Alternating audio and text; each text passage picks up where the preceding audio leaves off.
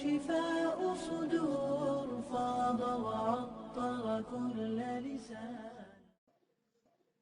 کیا حال ہے آپ سب کے؟ تو بتائیے کل آپ نے کیا کام کیا؟ جی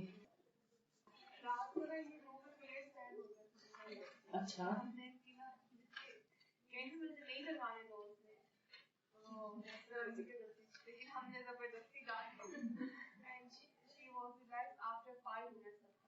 دیکھیں اسی لیے میں چاہتی ہوں آپ ہر روز اپنے مشاہدات اور تجربات شیئر کریں تاکہ آپ سب کو یقین آئے کہ واقعی ان میں کتنا فائدہ ہے.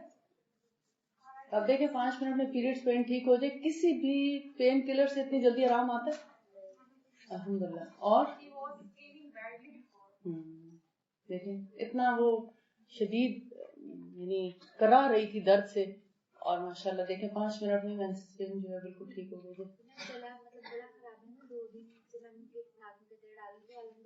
کس چیز کے قطرے؟ اچھا نہیں آپ اگر اس کو باہری کے ڈالتے تو آپ ایک دن میں ٹھیک ہو جاتے.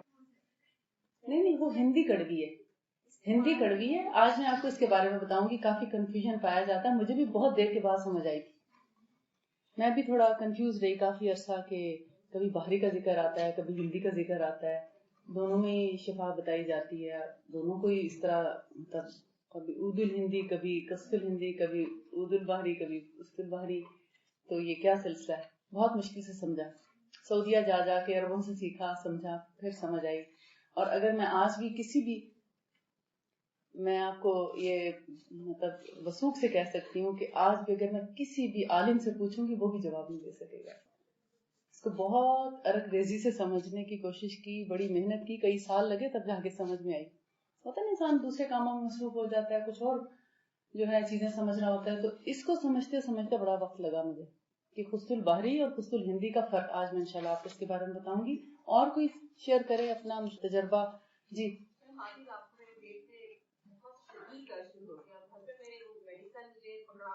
میں نے میڈیسن بھی ایک ہفتے رکھی تھی تو مجھے شہد یاد آیا. میں نے کہا میں نے میڈیسن نہیں کھانی. میں نے شہد کا ایک چمچ کیا اور اس کے بعد پانی پیا. الحمدللہ میں نے 5 منٹ 10 منٹ ہائیڈریٹ کیا. میرے پیٹ کا درد اور میں نے ٹیبلٹ کھائی تھی. الحمدللہ. دیکھیں نا یہ آپ کے سامنے زندہ مثالیں ہیں. یہ میں اس لیے آپ سے ہر روز پوچھتی ہوں کہ آپ شیئر کریں آپ کو پتہ چلے کیونکہ ہر چیز کا تو ایکسپیرینس نہیں کر سکتا نا. تو آپ ماشاءاللہ ایک کلاس ہے بڑی کلاس ہے اور اس میں آپ سب جب ایک دوسرے سے شیئر کریں گے تو آپ کو پتہ چلے گا کہ ہاں کسی کو کس چیز سے فائدہ. حالانکہ سرکہ اگر آپ پیتے ہیں اگر آپ کو سرکہ موجود نہیں ہوگا نا آپ کے پاس تھا نہیں تو یہ چند چیزیں آپ اپنے پاس ایک چھوٹا سا کلینک بنائیں اپنے گھر والوں کے لیے اپنے لیے. جیسے لوگوں نے ایلوپیتھک میڈیسنز کے لیے کتنے بڑے بڑے دوا دان بنا رکھے ہیں. Tablets Monday Tuesday Wednesday Thursday پھر دن کی صبح دوپہر شام نہ جانے کیسے کیسے وہ جو ہیں باکسز اور کس قسم کی جو پیکنگز ہیں وہ آ چکی ہیں کہ ہر روز آپ صبح دوپہر شام کی گولیاں ڈال کے خوبصورت پیکنگ میں خوش ہوتے ہیں کہ آپ ایسی دوائیں کھا رہے ہیں کیمیکل کھا رہے ہیں. آپ کو احساس نہ ہو کہ آپ کون سا زہر کھا رہے ہیں. یہ تو نیچرل چیزیں ہیں. اس میں کوئی دوا نام کی تو چیز ہی نہیں اصل میں. یہ تو سب نیچرل سورس ہے. کوئی میڈیسن نہیں کوئی کیمیکل نہیں کوئی پریزرویٹو نہیں. سب قدرتی چیزیں ہیں. اور جو قدرتی چیز سے شفا ہوتی ہے اس کے بعد انسان کو بھول ہی جاتا ہے میں بیمار بھی تھا. وہ اتنا فریش ہوتا ہے اتنا ایکٹیو ہوتا ہے. بیماری نام کی کوئی چیز اس پہ سوار نہیں ہوتی. روٹین کا کام شروع ہو جاتا ہے. پین کلر لیں پہلے ایک چیز کا تو آرام آئے گا دوسری طرف ہو سکتا ہے آپ کا پیٹ خراب ہو چکا ہو. بہت سے لوگوں کا پیٹ خراب ہو جاتا ہے. پیٹ خراب نہیں ہوتا تو کچھ اور ہو جاتا ہے. السر ہو جاتا ہے ایسیڈیٹی شروع ہو جاتی ہے. تو بڑے دور تک اس کے نقصان دہ اثرات جو ہیں وہ سامنے آتے رہتے ہیں. بہرحال اور کوئی ہے تو پھر ہم آگے شروع کریں. کسی اور نے کوئی تجربہ کیا ہو کوئی اور چیز استعمال کی ہو کسی کو فائدہ پہنچایا ہو یا خود اپنے آپ کیا چیز وہی اچھا ہاں وہ آپ کھائیں اور دیکھیں. آپ ہم کہتے ہیں نا ہم تھک جاتے ہیں بیٹھا نہیں جاتا کمریں سیدھی نہیں ہوتی. آپ ایسی چیز لیں نا جو اب دیکھیں کتنی فرم ہے. وہی آپ اتنے دنوں رکھے رہیں وہ جلدی خراب نہیں ہوتی. اتنا اس کے اندر اچھا فائبر ہے اور اتنی اس کے اندر کوئی اللہ تعالیٰ نے ایسی کوئی قوت رکھی ہے جیسے وہ خود فرم رہتی ہے نا انسان بھی فرم رکھتی ہے. اس کو بھی زیادہ جلدی ڈھلنے نہیں دیتی. تو یہ قدرتی چیزیں ان سے فائدہ اٹھائیں. چکندر کا بھی استعمال کرنے چلا جائے گا چکندر. اس کا وقت بھی کوئی زیادہ نہیں ہے. جب شلجم آتے ہیں تو چکندر بھی آتا ہے اسی کی شکل کا ہوتا ہے. سرخی مائل ہوتا ہے اسی طرح پتے ہوتے ہیں, اسی طرح اس کی شکل ہوتی ہے, بس رنگ کا فرق ہوتا ہے. جنہیں خون کی کمی ہے, آئرن ڈیفیشنسی ہے, ایچ بی لیول لو رہتا ہے, وہ آپ دیکھیں مہینے کے اندر اندر فلی ٹھیک ہو جاتا ہے. انیمیا, خون کی کمی, تھیلیسیمیا کے پیشنٹ, اور اسی طرح بیماری کے بعد جب انسان ویک فیل کرتا ہے تو چقندر کے جوس سے فائدہ اٹھائیں, یا چقندر کو تھوڑا سا ثابت ابال لیں ہلکا سا, یا اس کو اسٹیم کر لیں, یا اس کو کوئلوں پہ بھون لیں, یا اس کا سالن پکا لیں, اس کو کدوکش کر کے ذرا سا دم دے دیں. لیکن بالکل کچا جو ہے نا آپ جوس ہی پی سکتے ہیں, ویسے تو بہت ہارڈ ہوتا ہے, وہ تو وہی سے بھی کہیں زیادہ اسٹرانگ ہوتا ہے.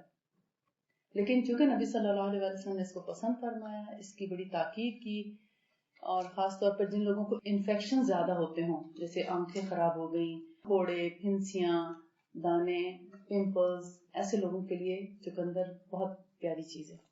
چلے ہم حجامہ پر تھے, اور حجامہ کے بارے میں بھی کچھ کنفیوژنس پائی جاتی ہیں, کب کرانا چاہیے, کب نہیں کرانا چاہیے, کیا رولز ریگولیشنز ہیں حجامہ کرانے سے پہلے, کن کن چیزوں کا اہتمام کرنا چاہیے. تو میں آپ کو اس طریقے سے بتاتی ہوں شارٹ کٹ کر کے. اس میں 3-4 چیپٹر کور ہو جائیں گے چند لائنوں میں, ہمارے پاس ان کے وقت کم ہے, جیسے ہم پیشنٹس کو بتاتے ہیں تو اسی طرح میں آپ کو بتاتی ہوں, تاکہ آپ کے پاس سیدھا پوائنٹس آ جائیں. باقی پھر آپ اس کو ڈیٹیل سے پڑھیے گا. جو حدیث آپ حجامہ کے بارے میں یہاں پڑھیں گے نا, آپ نے صرف وہ حدیث نہیں پڑھنی, اس کا ترجمے کے ساتھ نیچے اس کا جو حاشیہ ہے نا, اس میں جو اس کی اوتھینٹسٹی ڈسکرائب کی ہے وہ ضرور پڑھیں, کہ یہ حدیث ہے, متروک ہے, حسن ہے, مستند ہے, ضعیف ہے, کیسی ہے. تو جو ضعیف ہے اس پر آپ خود ہی کراس لگا دیں, متروک ہے کراس لگا دیں, ٹھیک ہے, تاکہ آپ پڑھتے وقت آپ کو پہلے سے پتا ہو کہ یہ جو حدیث ہے یہ ایسی نہیں ہے کہ اس پر ضرور عمل کیا جائے یا اس کو اوتھینٹک مانا جائے. پھر آپ جب پڑھنے لگیں گے تو آپ کو ایک دم سے وضاحت ہو جائے گی کہ ہاں یہ ضعیف احادیث ہیں جو شامل کی گئی ہیں, اور یہ جو ہیں وہ مستند احادیث ہیں, ان کو ہم فالو کر سکتے ہیں. اب حجامہ سے پہلے کی بات ہے, بیفور حجامہ کیا کرنا چاہیے. غسل لے لینا بہت اچھا ہے, مگر وہ بھی 3-4-5 گھنٹے پہلے, فوراً پہلے نہیں. یہ بہت بڑی غلط فہمی ہے جو اکثر لوگ کرتے ہیں, نہا کے فوراً گیلے بانوں کے ساتھ آ جاتے, اس سے انسان کی طبیعت میں وہ فائدہ نہیں پہنچاتا حجامہ جو کہ ہونا چاہیے. اس کے علاوہ کھانا کھائیں تو کم از کم 3 گھنٹے پہلے, 4 گھنٹے پہلے بھی, یا 5 گھنٹے پہلے, 6 تک بھی کھایا جا سکتا ہے. 6 گھنٹے سے زیادہ فاسٹنگ نہ رکھیں کھانے کی, یعنی 6 گھنٹے سے زیادہ خالی پیٹ نہ رہیں حجامہ کرانے سے پہلے. 3 گھنٹے پہلے کھایا ہو تو بھی ٹھیک ہے, 4 گھنٹے یا 5 گھنٹے, یعنی میکسیمم 6 گھنٹے. اور کھانا بھی آپ اچھا سا کھا کے جائیں, اس میں پہلے جو مرضی کھائیں کوئی حرج نہیں, ٹھیک ہے, لیکن اچھا ہوتا ہے کہ ایک مناسب غذا مناسب انداز سے, بہت ہیوی نہ ہو تو زیادہ اچھا ہے, لیکن اس میں آپ قوت والی چیزیں بھی لے سکتے ہیں, کوئی منع نہیں.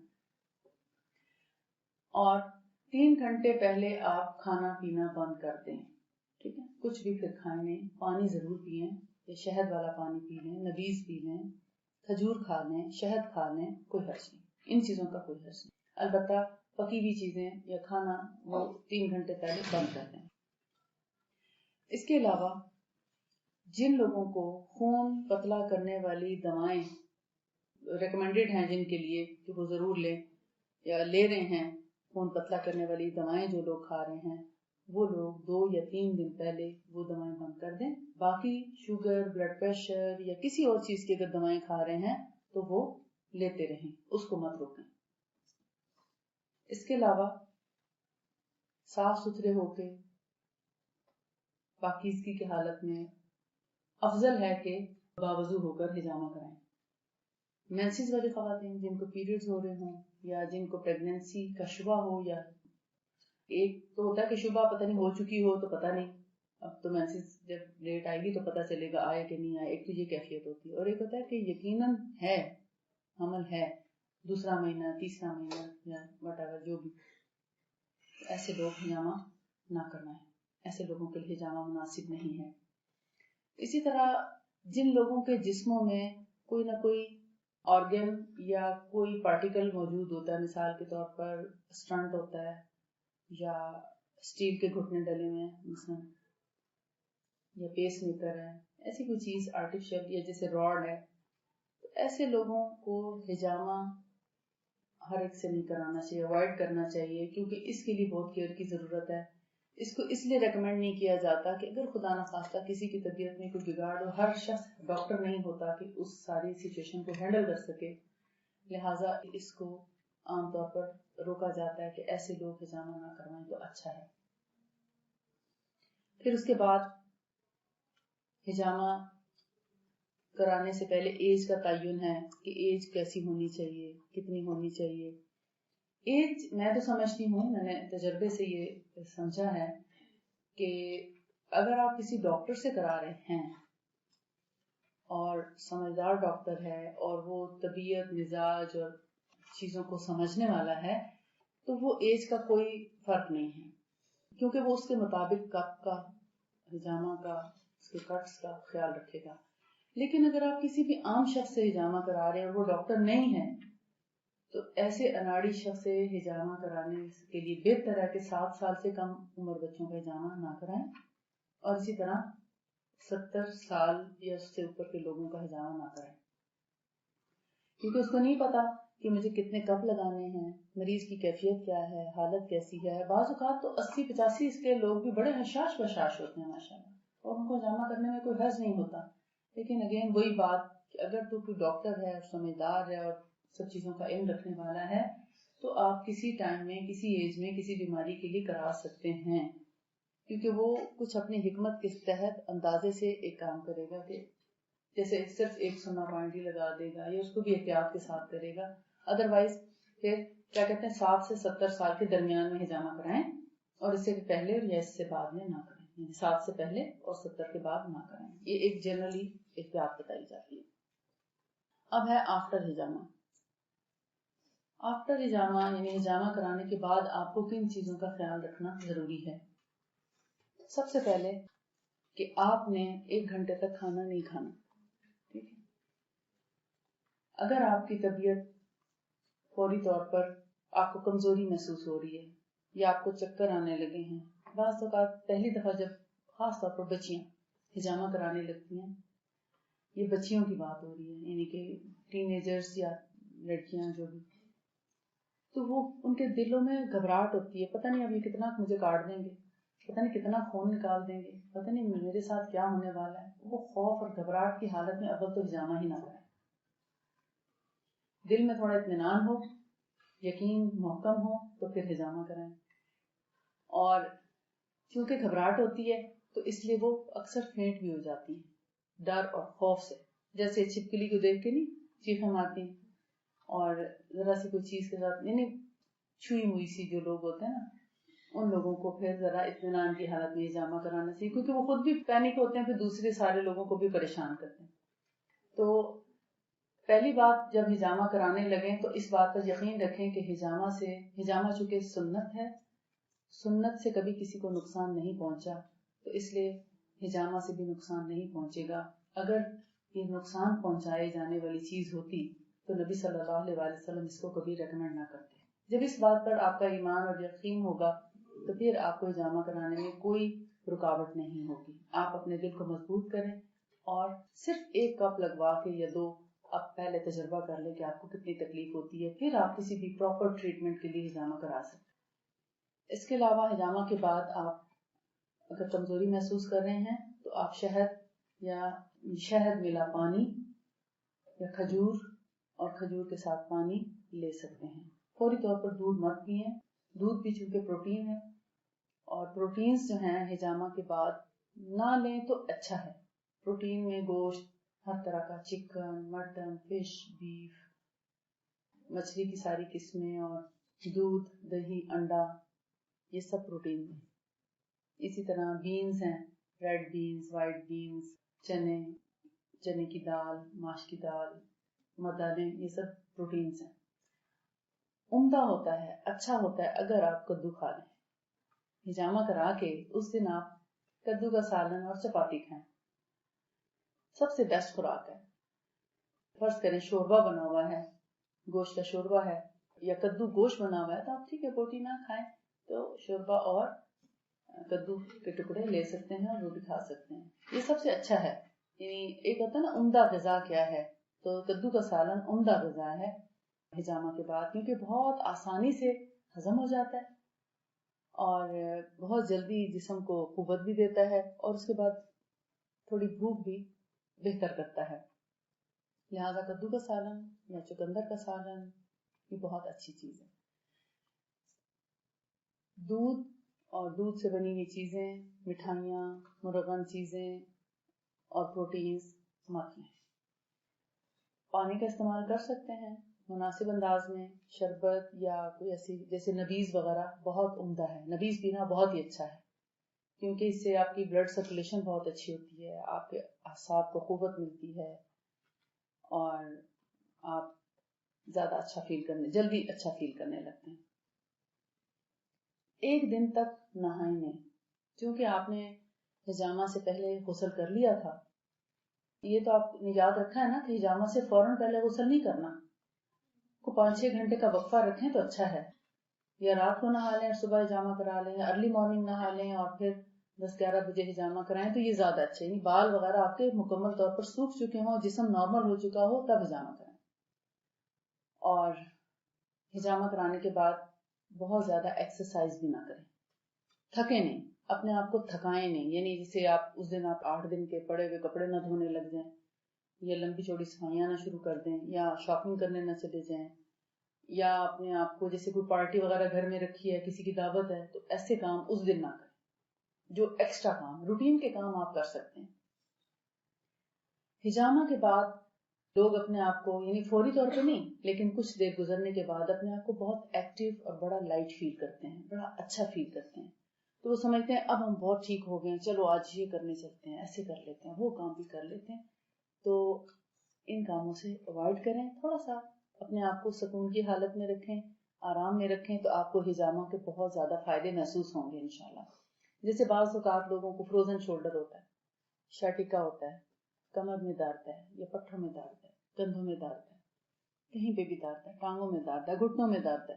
ہجامہ کرا کے کہتے ہیں اب میں بالکل ٹھیک ہوں، میرا تو بالکل یہ بھی ٹھیک ہو گیا، میں پوری طرح ہاتھ بھی گھما سکتی ہوں اور میرا یہ سب ٹھیک ہے، اب تو میں کام کر سکتی ہوں، تو چلو میں اتنے دنوں سے میرا کام پڑا ہوا میں کر لیتی. وہ دوسرے دن پھر کہتے ہیں آج پھر میری تکلیف ہو گئی، اچھا بھلا آرام آ گیا تھا، پتہ نہیں پھر کیا ہوا. یا 2 دن 3 دن کے بعد پھر شکایت لے کے آ جاتے ہیں، کیونکہ جو رگیں ہم نے کھولی تھی ہجامہ سے وہ تو آپ نے پھر دباؤ ڈال کے پھر ان کو دبا دیا ہڈیوں میں. تو یہ غلطیاں نہ کریں. ہجامہ کے بعد جتنے بھی آپ اپنے آپ کو ایکٹیو اور الرٹ فیل کریں، زیادہ کام نہ کریں، اس سے آپ کو اچھے نتائج ملتے ہیں. اور اس کے علاوہ کیا ہو سکتا ہے ہجامہ کے بعد؟ ہاں، ایکسرسائز کی جیسے میں نے بات کی، اگر آپ روٹین کی ایکسرسائز کر رہے ہیں یا سوئمنگ کر رہے ہیں یا کچھ ایسا، تو وہ 1 یا 2 دن کے لیے نہ کریں. 24 گھنٹے کا آپ کو پرہیز ہے، 24 گھنٹے کے بعد آپ جو مرضی کھائیں، جو آپ کی روٹین کی خوراک ہے آپ کھائیں، اور نہانا چاہیں نہائیں، ایکسرسائز کرنا چاہیں کریں. اسی طرح جو ہے سیکشل ریلیشن بھی نہ رکھیں 24 گھنٹے تک، تو عمدہ ہے. یعنی اپنے آپ کو زیادہ ایکزرٹ نہ کریں. اچھا، اب ہے دنوں کا تعین. فصل نمبر 20 میں ہجامہ کے لیے ہفتے کے دنوں کا تعین. اس میں آپ کو سمپلی بتا دوں، کسی نے بولا کہ بدھ کے دن نہیں کرانا چاہیے، اس میں برس ہو جاتی ہے، یا کچھ لوگ کہتے ہیں کہ حضرت ایوب علیہ السلام کو چونکہ اسکن ڈیزیز ہوئی تھی، ان کو خارش ہو گئی تھی نا، ان کی تکلیف کی وجہ سے اس میں کیڑے بھی پڑ گئے تھے، آپ کو سب پتا ہوگا. تو لوگوں نے یہ سوچا کہ چونکہ حضرت ایوب علیہ السلام کو اسکن ڈیزیز بدھ کے دن شروع ہوئی تھی، اس لیے بدھ کے دن ہجامہ نہیں ہونا چاہیے. تو یہ حدیث ضعیف ہے، اس میں کوئی حقیقت نہیں ہے. بدھ کے دن ہجامہ کرانے میں کوئی حرج نہیں. بہت سے لوگ اس سے منع کرتے ہیں، مگر توہمات ہمارا دین نہیں ہے. ٹھیک ہے، اللہ تعالیٰ کا پیدا کردہ دن ہے، اس میں کوئی بدھ میں تو بلکہ کام سیدھے ہو جاتے ہیں. ہمارے ہاں ایک کہاوت ہے نا، بدھ کام سود، یعنی کام سیدھا ہو جاتا ہے. ایسے کوئی حرج نہیں ہے اس میں. جو چیز ضعیف سند کے ساتھ آ رہی ہے اس سے پریشان نہ ہوں. اسی طرح کوئی کہتا ہے کہ نبی صلی اللہ علیہ وسلم کو یہ کہتے ہوئے سنا گیا ہے کہ ہجامہ سے یاد کرنے والے کی یادداشت اور عقل والے کی زیرکی میں زیادتی ہو جاتی ہے. اللہ کا نام لے کر پسنا لگاؤ، اور پنج شنبہ نہ جمعہ نہ سنیچر نہ اتوار ان دنوں میں ہجامہ مت کراؤ، بلکہ 2 شنبہ کو پسنے لگاؤ. اور برس اور جزام جیسے جلدی امراض آسمان سے زمین کی جانب بدھ کو اترتے ہیں. تو یہ ضعیف، انتہائی ضعیف حدیث ہے. اب باقی دن کون سا بچتا ہے؟ سارے دنوں میں منع کر دیا تو پھر ہجامہ کے لیے تو کوئی دن نہ بچا، پیر اور جمعرات بچی، باقی تو سارے منگل بدھ جمعہ ہفتہ اتوار سارے منع ہو گئے. آپ پھر بیٹھے گئے سر میں درد لے کے. مثلاً آپ کے سر میں درد ہوا منگل کے دن، آپ انتظار کریں جی اب ہفتہ آئے گا تو میں جا کے ہجامہ کراؤں. تو یہ سب حضور باتیں ہم تو دیکھتے ہیں مکہ میں مدینہ میں، جہاں سے یہ چیز پھوٹی ہے، جہاں سے ہم تک پہنچی ہے، وہاں ہر روز اور ہر وقت کر رہے ہوتے ہیں ہجامہ.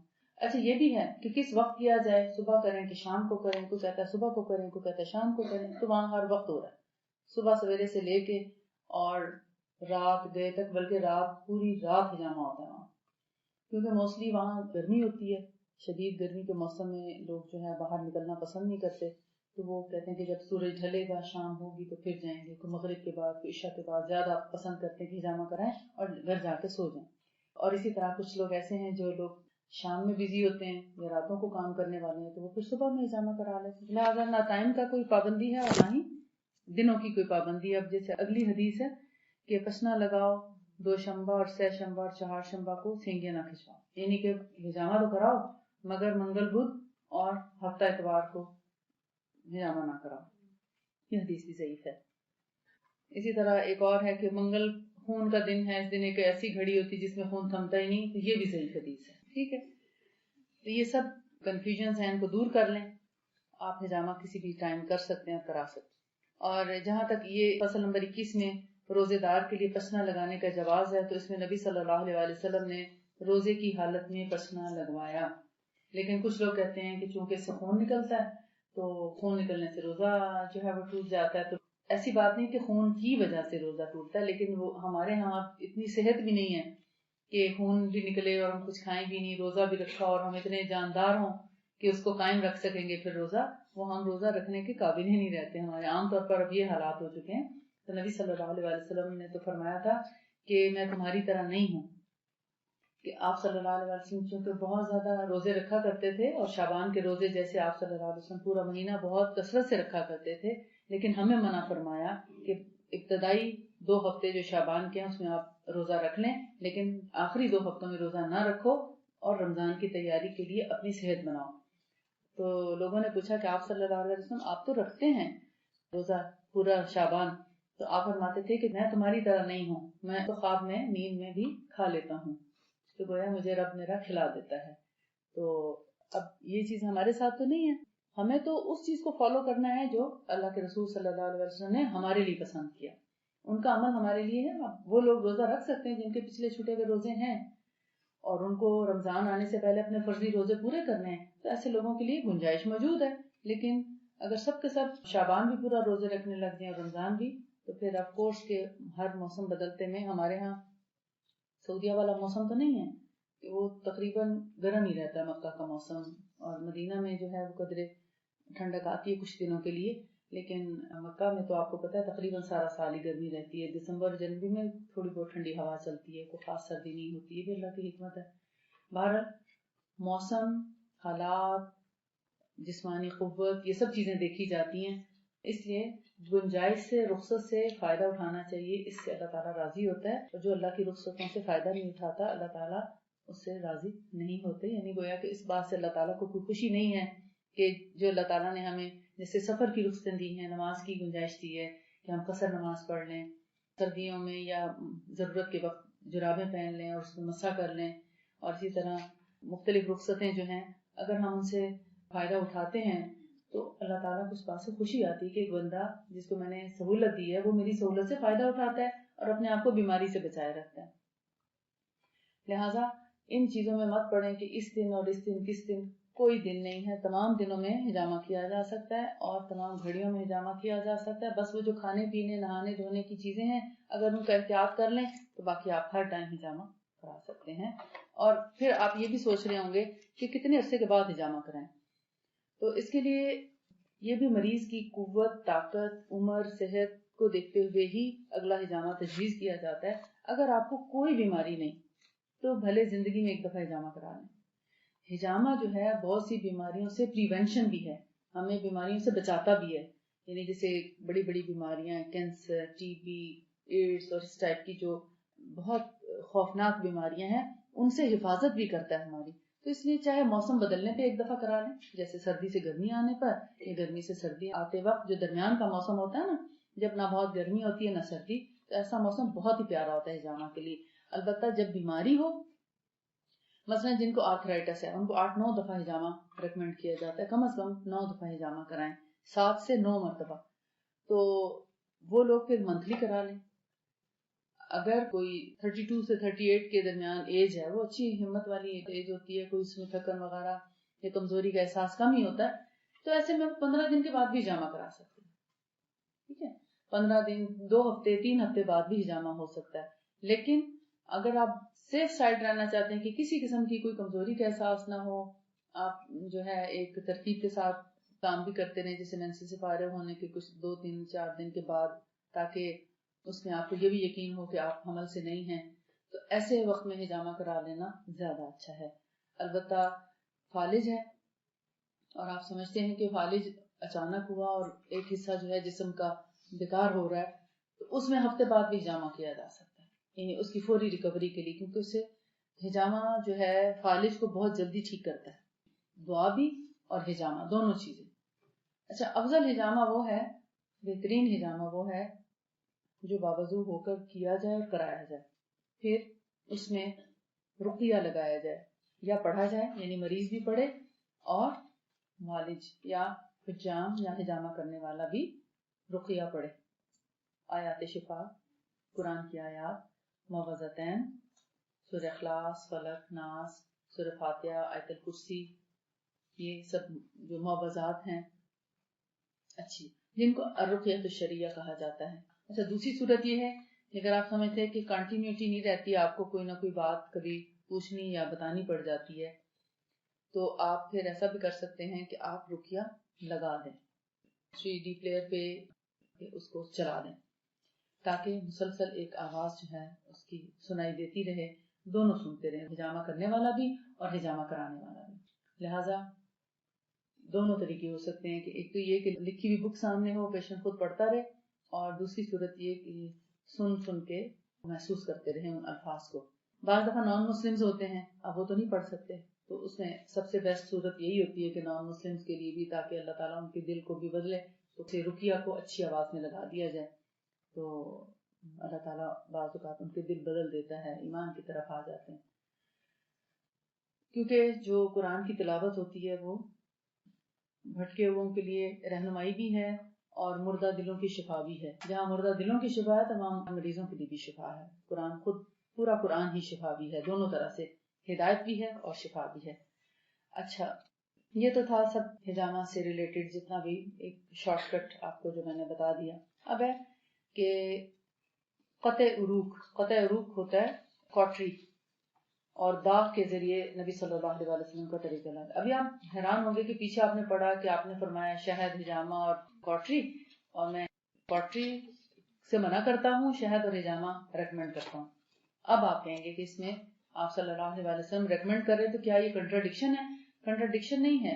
اصل میں فرسٹ اسٹیج پہ آپ شہد سے علاج کریں، سب سے پہلے کسی بھی بیماری میں آپ شہد سے علاج کر سکتے ہیں، اور اس کے بعد جب آپ کو آرام نہ آئے تو پھر آپ اس سے اگلی دوا استعمال کریں، جیسے بلیک سیڈز ہیں، بلیک سیڈ آئل ہے، یا ونیگر ہے، یا تلبینہ ہے، یا اس طرح کی چیزیں، نبیز ہے مثال کے طور پر.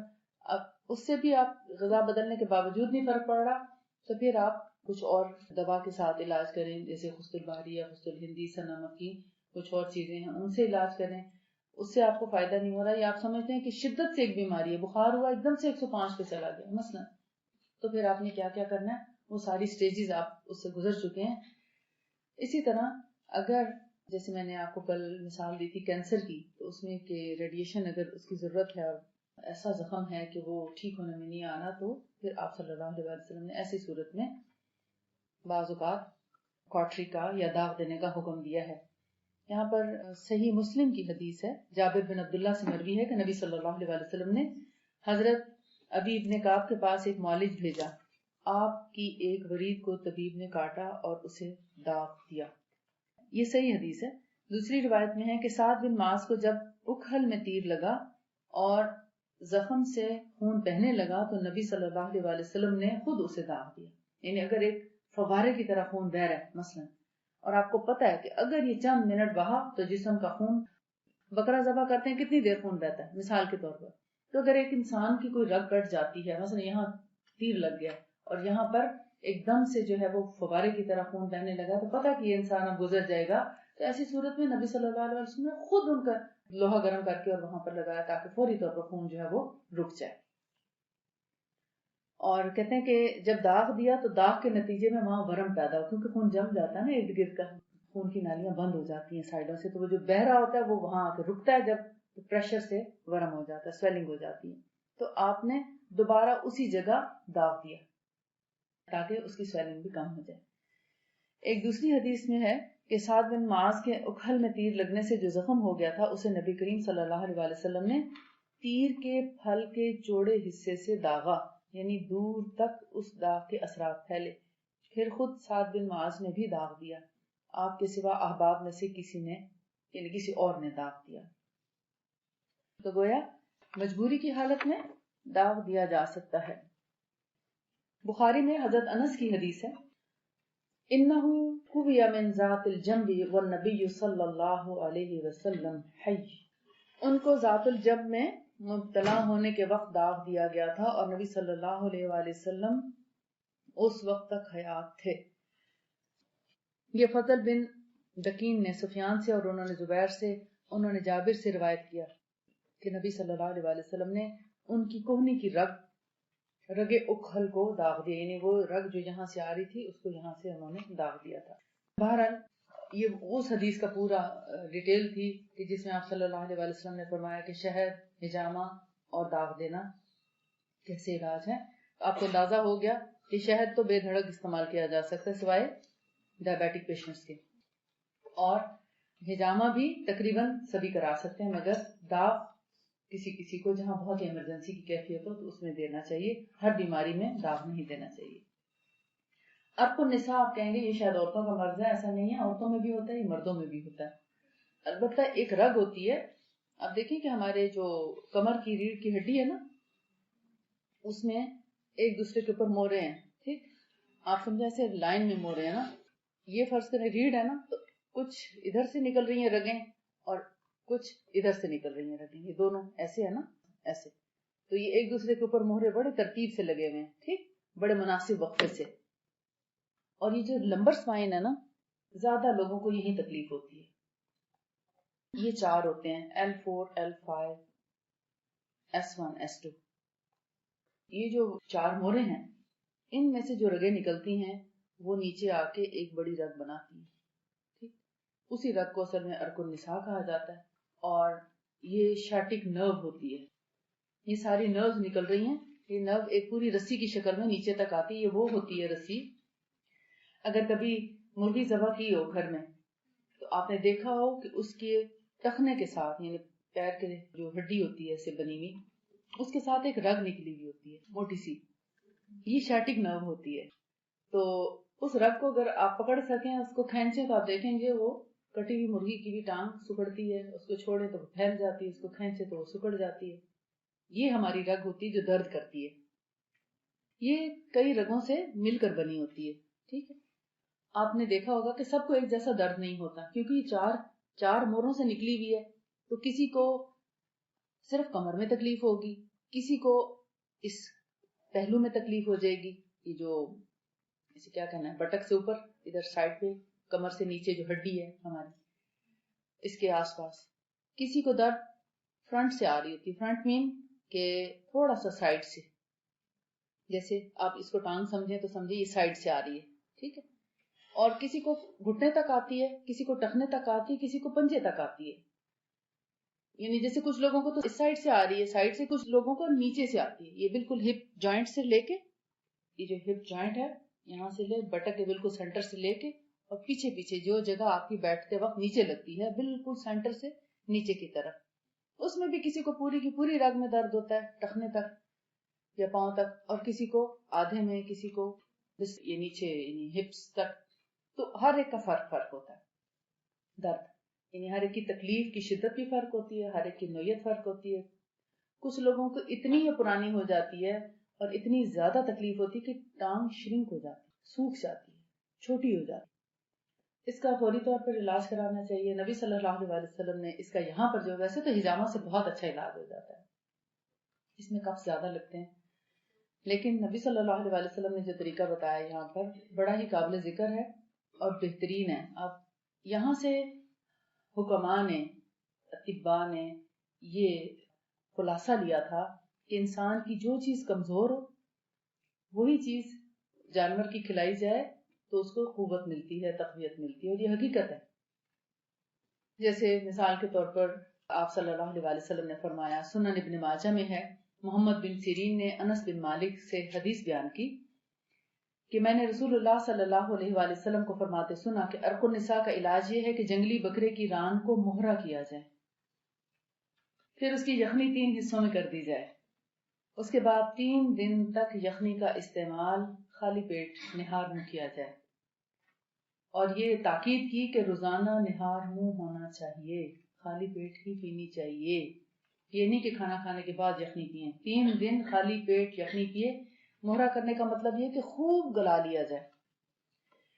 ایسا بھی کر سکتے ہیں کہ 3 ٹکڑے کریں اور روزانہ رات کو یخنی چڑھا دیں, ساری رات وہ یخنی بنتی رہے ہلکی آنچ پہ, اور صبح وہ یخنی تیار ہو جائے, اس کو تھوڑا سا اس کا رس رہ جائے تو اس کو خالی پیٹ جیسے 1 گلاس یا 1 کپ جتنا پورے یعنی 3 پارٹس میں سے, اور یا پھر یہ کہ آپ اس تینوں کا جیسے ٹکڑے کر کے ملا کے اس کے 3 حصے کر لیں تب بھی ٹھیک ہے.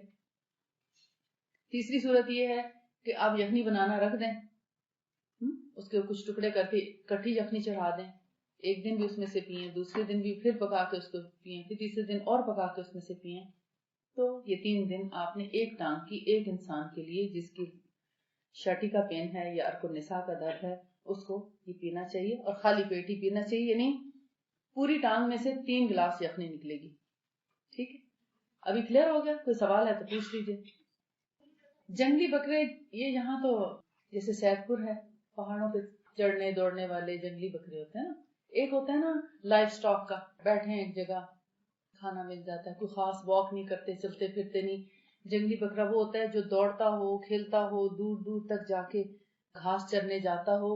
اب جو پہاڑوں پہ چڑھنے والے بکروں کے مسل سٹرونگ ہو جاتے ہیں نا, اس لیے جنگلی بکرا ریکمینڈ کیا کہ اندر گھر کے اندر بندھا ہوا بکرا نہ ہو. ہم یہ سمجھتے ہیں کہ ہمارے گھر کے بکرے گھر میں بندے رہتے ہیں بڑے اچھے ہوں گے. بکرا وہ اچھا ہے جو خوب دوڑ بھاگ سکتا. ہمارے ہاں اس گوشت کو پسند کیا جاتا ہے جو جلدی گل جائے. ہمارا کانسیپٹ کتنے عجیب ہے نا, جبکہ پسند کیا گیا کہ اچھے سٹرونگ نرز والا لیا جائے, جو پکڑنے لگو تو بھاگ کے پہاڑ پہ چڑھ جائے.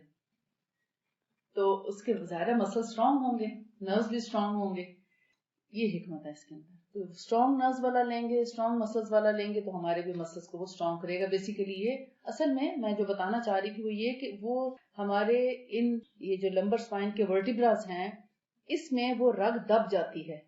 یعنی وہ جو مہرے ہیں نا, فرض کرے یہ 2 مہرے ہیں تو اس میں سے جو رگ نکل کے آ رہی تھی نیچے, اس میں سے بھی ہو سکتا ہے وہ اس جگہ کمپریشن ہو, یہ مہرا دب گیا ہو, یا یہ ٹھیک ہے تو یہ دب گیا ہو, یہ ٹھیک ہے تو یہ دب گیا ہو, یا سارے دب گئے.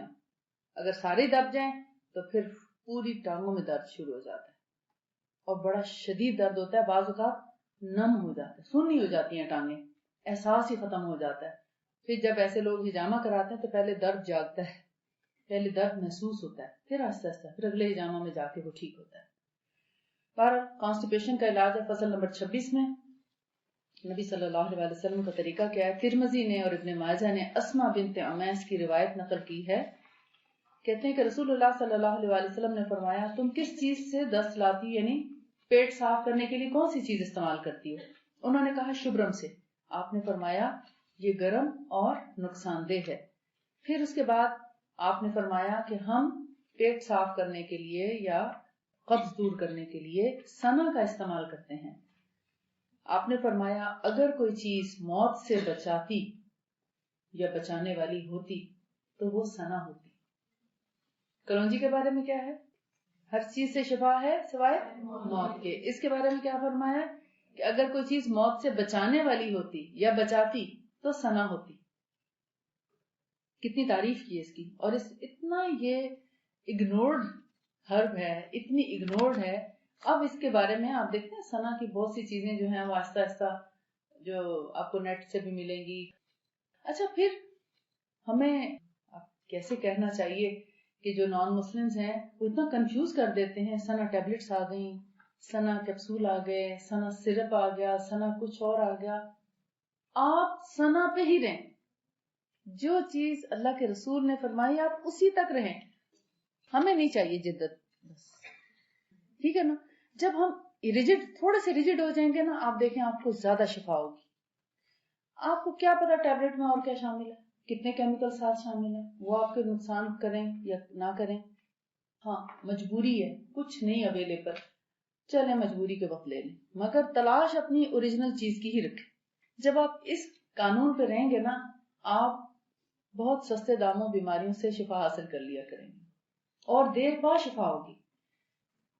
اچھا یہ تو سنا کو پھر آپ صلی اللہ علیہ وسلم نے فرمایا کہ سنوت کے ساتھ استعمال کریں. پھر آگے آپ اس کو ڈیٹیل میں پڑھیں کہ سنوت کیا ہے. کسی نے کہا کہ یہ شاید زیرہ ہے، سونف ہے، نہ جانے کیا کیا ہے.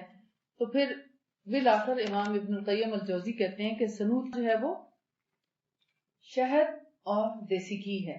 ان دونوں کا اگر ہم وزن ملا لیا جائے تو یہ سنوت کہلاتا ہے. یا دیسی گھی کے برتن میں اگر شہد ڈال دو تو جو گھی اس کو لگا ہوتا ہے دونوں مل کے سنوت بن جاتے ہیں. نہ یہ زیرہ ہے نہ یہ سونف ہے.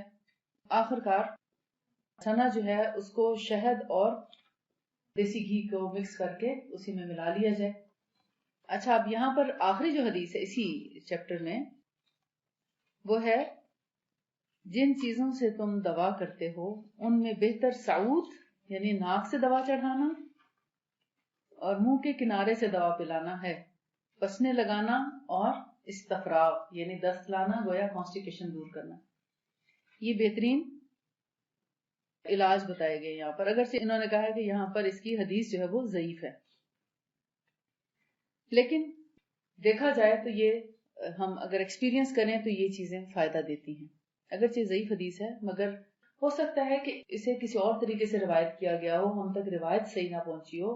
مگر ہم دیکھتے ہیں کہ ناک میں دوا ڈالنے سے بہت جلدی فائدہ ہوتا ہے، گلا بہت جلدی ٹھیک ہوتا ہے، سر درد بہت جلدی ٹھیک ہوتا ہے، مینسٹرل پین بہت جلدی ٹھیک ہوتا ہے، اسی طرح اور بہت سی کان کا درد بہت جلدی ٹھیک ہوتا ہے، بہت سی بیماریوں میں شفا ہوتی ہے، ہیڈ ایک، مائگرین وغیرہ بہت جلدی ٹھیک ہوتا ہے. اور اسی طرح پسنے لگانا یعنی ہجامہ سے بھی بہت فائدہ ہوتا ہے. دست لانے سے مراد یہ ہے کہ اگر کسی کو کانسٹیپیشن ہے تو اس کی وجہ سے ان کو سر درد رہنے لگتا ہے، بعض دفعہ کانسٹیپیشن کی وجہ سے گیسز ہونے لگتی ہیں، بھوک ختم ہو جاتی ہے، طبیعت بیزار ہوتی ہے، اپنے آپ سے اسمیل آنے لگتی ہے، بہت کچھ ہوتا ہے، چکر بھی آنے لگتے ہیں بعض اوقات. تو اگر پیٹ صاف ہو جائے تو آپ دیکھتے ہیں کہ انسان کی طبیعت جو وہ فریش ہو جاتی ہے. تو یہ چیزیں تو ساری اچھی بتائیے لیکن اس کی سند ضعیف ہے. اب آ جائیے کچھ ایسی ڈائریکٹ ہم ان دواؤں پہ جاتے ہیں جو نبی صلی اللہ علیہ وآلہ وسلم نے ہمیں ریکمینڈ کی مختلف بیماریوں میں، اور ان کو کس طریقے سے استعمال کرنا تاکہ آپ کو اس تھوڑے سے وقت میں فائدہ ہو جائے. کل کی کلاس ہے، اگر آپ کو کچھ سوال آپ کے ذہن میں ہوں گے تو آپ وہ بھی کر سکتے ہیں. جیسے عصمت ہے، عصمت آپ سمجھتے ہیں سرمے کو کہتے ہیں نا. عصمت 394 پیج ہے، 394. نبی صلی اللہ علیہ وآلہ وسلم کی بیان کردہ مفرد دواؤں اور غذاؤں کا بیان. اب اس میں غذائیں بھی ہیں اور دوائیں بھی ہیں. فصل نمبر 114 114. عصمت. عصمت جو ہے یہ سیاہ سرمے کا ایک پتھر ہوتا ہے جو اصفہان سے حاصل کیا جاتا ہے. اصفہان کے ایران کا علاقہ ہے. عصمت کا اعلیٰ ترین پتھر وہ ہوتا ہے جسے مغرب کے دوسرے ممالک سے بھی حاصل کیا جاتا ہے. عصمت کی اعلیٰ قسم وہ ہے جو بہت جلد ریزہ ریزہ ہو جائے، جسے ٹوٹ جلدی جائے، نرم ہو اور اس کے ریزوں میں چمک ہو. جب اس کو توڑا جائے تو اس میں ایک شیشے کی طرح کی چمک پائی جاتی ہے. اور ویسے بھی اگر اس کا پتھر ہو تو ایک سائڈ اس کی چمکتی ہوئی محسوس ہوتی ہے، اگر دوسری سائڈ کالی ہے یا سرخ ہے تو ایک طرف چمکتی ہوتی ہے. اس کا اندرونی حصہ چکنا اور گرد و غبار سے پاک ہو، یعنی اس میں ڈسٹ یا مٹی یا کنکر وغیرہ نہیں ہونے چاہیے. ایسا پیس لیں جس میں ریت یا کنکر وغیرہ نہ ہو. اس کا مزاج ٹھنڈا اور خشک ہے. یہ بارد کہتے ہیں ٹھنڈے کو اور یابس کہتے ہیں خشک کو. نظر کے لیے بہت فائدہ مند ہے اور نظر کو قوت دیتا ہے، یعنی آئی سائٹ، ویک آئی سائٹ کا بھی ایک علاج ہے. یہ آنکھ کے اعصاب کو مضبوط کرتا ہے. جن لوگوں کے مسلز ویک ہوتے ہیں نا آنکھوں کے، یہ ان کو قوت دیتا ہے. تو آنکھوں کی صحت کا ضامن ہے. زخموں کو منتمل کر کے پیدا شدہ گوشت کو نکال دیتا ہے. یعنی یہ زخم کون سے؟ جیسے آشوب چشم کے ہوتے ہیں یا بعض اوقات ککرے ہو جاتے ہیں آنکھوں میں. ککرے آپ سمجھتے ہیں؟ باریک باریک دانے دانے ہو جاتے ہیں, اس سے آنکھوں کو خارش ہوتی رہتی ہے اور مسلسل وہ کبھی پانی نکلتا رہتا ہے یا کبھی صبح اٹھتے ہیں تو آنکھیں جڑی ہوئی ہوتی ہیں. تو ایسی بیماریوں کے لیے بہت اچھا ہے. آنکھوں کا میل کچیل بھی ختم کر دیتا ہے. اگر پانی میں شہد کو شامل کر کے کتنا 1/10 کے ریشو سے, یہ بھی آپ ساتھ ساتھ ہی لکھ لیں, اسی کے ساتھ ہی بے شک لکھ لیں, ہمیشہ ہمیشہ کے لیے آپ کے پاس لکھا ہوا موجود رہے گا. یعنی 1 قطرہ اگر شہد ہے تو 10 قطرے زمزم لے لیں, بیسٹ ہے. یا گلاب کا پیور ارک لیں, پیور. ایسا نہ ہو کہ آپ آرٹیفیشل کوئی ارک لے لیں, اس سے آپ کی آنکھوں کو الٹا نقصان پہنچے. ارک ڈالتے ہوئے انتہائی احتیاط کی ضرورت ہے. سارے ارک اچھے نہیں ہوتے اور آنکھوں میں ڈالنے کے لیے اسپیشلی بہت کیئرفلی ارک لینا چاہیے. کوئی بھی ارک بغیر تحقیق کے مت ڈالے, یہ میں آپ کو آج ہی نصیحت کر کے جاؤں گی. ایسا نہ ہو کہ آپ کی آنکھوں کو فائدے کی وجہ نقصان ہو جائے. امریکہ میں مجھے کسی نے کہا کہ آپ ہمیں ارک کی پہچان کر کے بتائیں. میں نے کہا پھر ہمیں تو خریدنا پڑے گا, کوئی ہمیں اپنی بوتل کھول کے تو نہیں دکھائے گا کہ ارک کیا. ہم نے کچھ جگہوں سے ارک کلیکٹ کیے. جب وہ ارک لے کر ہم گھر آئے تو اس کو ذرا سا جب میں نے سونگنے میں اتنی اسٹرانگ اسمیل تھی, اور جب چکھا تو کڑوا. میں نے کہا یہ تو ارک نہیں ہے, یہ تو اس کا کوئی جیسے پرفیوم نہیں بنانے کے لیے ایسنس ڈال کے بنایا جاتا ہے, کہ ایسنس ہے اس کا, جیسے پانی میں کسی نے ایسنس ڈال دیا ہو تو یہ وہ ارک ہے, یہ تو پیور ارک نہیں ہے. ہمارے یہاں کتنا سمجھا جاتا ہے, امریکہ میں پتہ نہیں کتنی اچھی چیزیں ہوتی ہوں گی. وہ بیچارے بہت ہی محروم ہیں, ہمیں تو ان پہ ترس آتا ہے, ان کو کوئی خالص چیز میسر ہی نہیں. ہم لوگ اس معاملے میں بڑے رچ ہیں, بڑے خوش نصیب ہیں, ہمیں بڑی اچھی اچھی چیزیں نصیب ہیں یہاں پر. وہ صرف کہتے ہیں نا دور کے ڈھول سہانے ہیں. کچھ بھی وہاں پر کوئی چیز مجھے 100% پیور نظر نہیں آتی وہاں, اسپیشلی کھانے پینے کی چیز. بنائی ہوئی چیزیں جو ہیں, مطلب مشینری ہے, کیمیکل بیس چیزیں ہیں, پلاسٹک کی ہیں, کپڑا ہے, جوتے ہیں, بہت اچھے ہیں. خوراک اچھی نہیں ہے وہاں پر. دوائیں بھی جو ہیں وہ بہت ہی زیادہ کیمیکل بیسڈ دوائیں ہیں, علاج بھی اچھا نہیں ان کا. اور یہ تو 2 چیزیں ہوتی ہیں انسان کے لیے. تو اس لیے کبھی بھی وہاں کی آئی ہوئی خوراک کو بہت اچھا نہ سمجھیں, یہ صرف دھوکہ ہے. جتنی میں نے وہاں جا کے ریسرچ کی ہے نا, 6 سال مختلف سٹورز پہ جانا, اچھا جی یہ بڑا آرگینک سٹور ہے, یہ جو ٹریڈر کا ہے, یہ فلاں کا ہے, یہ ہول فوڈز ہیں, اور نہ جانے کون کون سے جتنے بھی آرگینک سٹورز ہیں سب میں نے دیکھے. اور مختلف سٹیٹس پہ, میرا خیال ہے کہ 15-20 سٹیٹس میں جا کر میں نے مختلف جگہوں کے, مختلف علاقوں کے بڑے بڑے اور چھوٹے ہر طرح کے سٹورز دیکھے ہیں. ایسٹ, ساؤتھ, ویسٹ اور نارتھ, ہر جگہ کے میں نے پورے علاقے چھان مارے, مگر کوئی چیز ان کی بھی اچھی نہیں ہے جتنی ہماری اچھی ہے. الحمدللہ اللہ نے ہمیں اس معاملے میں بہت افضل رکھا ہے, فضیلت دی ہے, اللہ کا شکر ہے. اب یہ دوسری بات بتاتے ہیں کہ اگر سرمے کو شہد کے پانی میں ملا کر باریک کیا جائے نا, جیسے گرائنڈ کرتے وقت اگر اس کو تھوڑا سا شہد اور تھوڑا پانی ملا کر کریں تو بھی اچھا ہے. اور دوسری صورت یہ ہے کہ آپ نے فرض کریں یہ شہد والا پانی, یہ زمزم اور شہد کا, زمزم بہتر ہے, ارک سے بھی زمزم بہتر ہے. اور اگر آپ کو خالص ارک ملے تو ضرور لے لیں, نہیں تو زمزم. تو شہد اور زمزم ملا ہوا اگر پانی ہے اس میں سلائی ڈبو دیں, یعنی پہلے آپ اس کو دھو لیں, اس میں ڈبو کے اس میں تھوڑا شہد اور زمزم لگا ہوگا, اب اس کو سرمے میں ڈالیں, اسمد میں ڈالیں, پاؤڈر میں, اور اس کو آنکھوں میں لگائیں تو زیادہ اچھا ہے. کہتے ہیں اس طرح سے سر کا درد بھی ختم ہو جاتا ہے. البتہ اگر آپ قطرے ڈال لیں زمزم والے پانی کے, شہد اور زمزم, یعنی اگر 1 چمچ شہد ہے, خالص شہد, اور 10 چمچ یا 9 چمچ زمزم ہے, دونوں کو مکس کر کے رکھ لیں اور اس کے ڈراپس جو ہیں وہ آنکھوں میں ڈالیں, تو آپ کی آنکھوں کی بہت سی بیماریوں کا اس میں شفا ہے. یہ 2 طریقے ہیں, ایک تو یہ کہ سلائی لے کے اس میں سرما لگا لیں, اور دوسرا یہ کہ انہی زمزم کے قطروں کے جس میں شہد ملا ہوا ہو آپ 2 سے 3 قطرے ہر آنکھ میں ڈال سکتے ہیں, اس سے آپ کی آنکھ دھل جائے گی. سوتے وقت اسپیشلی, اور صبح اٹھنے کے بعد, یہ 2 اوقات ایسے ہیں جس میں آپ ضرور ڈالیں. یعنی جب بھی تھوڑی بہت آنکھوں میں کوئی تکلیف محسوس ہوتی ہو یا آپ کو لگے کہ نظر کمزور ہو رہی ہے, ایسا کریں.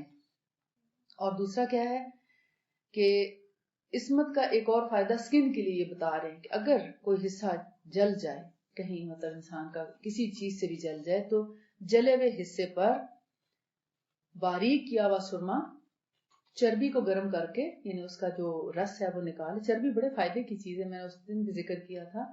چربی کس کی؟ جیسے بکرے کی چربی ہے، اونٹ کی ہے، یا کسی بھی جانور کی چربی لے لیا جائے تو اس کو جب آپ گرم کریں گے نا، اس میں سے ایک تیل نکلے گا. اس تیل کو، اس گرم تیل کو اس میں سرما ملا لیں. وہ بھی یہی ریشو ہوگا، یعنی یا تو 1/3 یا 1/7 یا 1/9. یہ سب سے اچھے ریشو. آپ دیکھ لیجئے کہ آپ کی کس قسم کی جگہ ہے، اس پہ تھک لیئر آنی چاہیے یا پتلی آنی چاہیے. بعض اوقات ایسی جگہیں ہوتی ہیں جہاں بہت تھک لیئر نہیں آتی، اور کچھ جگہیں ایسی ہوتی ہیں جہاں پہ پتلی لیئر نہیں آتی. تو اس لحاظ سے ریشو تھوڑا بہت فرق ہو جائے تو کوئی حرج نہیں. بہرحال ایک مناسب مقدار میں سرما لے کے چربی میں مکس کر کے اور اس کو جلے ہوئے حصے پر لگا دیا جائے پتلا پتلا، کیونکہ چربی تھوڑی دیر پڑی ہوئی جم جائے گی. جب اس کو آپ گرم کریں گے تو وہ پتلی پتلی ہوگی. سرما ڈالیں گے تو وہ ٹھنڈا ہو جائے گا. یعنی اگر آپ گرم تیل بھی لیں گے نا چربی کا نکلا ہوا، تو اس میں آپ سرما ڈالیں گے تو وہ تیل ہی رہے گا مگر ٹھنڈا ہو چکا ہوگا. اب آپ اس کو جلے ہوئے حصے پہ لگا دیں تو ایسے جلا ہوا زخم جو بہت گہرائی سے جل چکا ہو، اس میں اگر آپ سرمے والا یا عصمت والا چربی کا تیل لگا دیں گے تو وہ بہت جلدی ہیل ہو جاتا ہے. اگر فرض کریں آبلے ہیں، چھالے پڑے ہوئے ہیں، تو چھالے بھی بیٹھ جائیں گے فوراً. اچھا، اب دوسرا یہ کہتے ہیں کہ جو بوڑھے لوگ ہیں، اب تو جوانوں کی نظر کمزور ہوگی، بوڑھے تو بےچارے دور رہ گئے، تو بوڑھے لوگوں کی نظر کو بھی یہ کمزور نظر کو فائدہ دیتا ہے اور اکسیر کا حکم رکھتا ہے.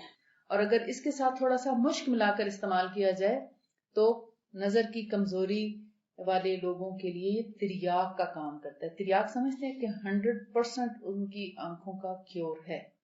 کس طرح؟ مشک، مسک، مشک، سارے الفاظ آتے ہیں. تو یہ جو مسک ہے کون سی ہوتی ہے؟ یہ ڈیئر کون سی؟ ہرن کے پیٹ میں ایک کستوری ہوتی ہے جس کو مشک آ جاتا ہے. اس کو اگر عصمت میں ملا کر گرائنڈ کر کے رکھا جائے تو ایسا سرما، اب ظاہر ہے وہ تو اتنی ایکسپینسو ہے کہ آپ اتنی سی بھی لیں گے تو ہزاروں کی ملے گی. اس کو لے کے سرمے میں ملا کے اگر آپ رکھیں تو نظر کی کمزوری جو ہے وہ دور ہو جاتی. پہلے تو چلے نا شکار کرنے ہرن کا، پھر ملے گی. جی اس کا ریشو ایسے ہی ہے 1/10 کے لحاظ سے یا 1/15 بھی کر سکتے ہیں. اب ڈیپینڈ کرتا ہے آپ کو جتنی اویلیبل ہو.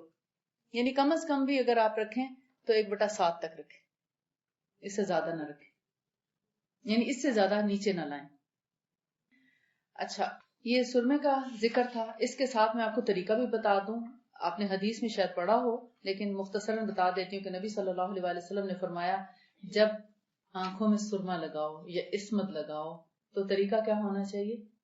دائیں ہاتھ سے، یعنی اس پہلے تو میک شور کریں کہ سرمچو صاف ہے کہ نہیں، یہ تو پتا ہونا چاہیے. دائیں ہاتھ سے آپ اس کو سرما لگائیں، سرمے میں ڈبو کے اس کو پہلے دائیں آنکھ میں لگائیں سلائی کو، پھر سلائی کو سرمے میں ڈبوئیں، بائیں میں لگائیں، پھر سرمے میں ڈبوئیں، پھر دائیں میں لگائیں، پھر بائیں میں لگائیں اور پھر دائیں میں لگا کے چھوڑ دیں.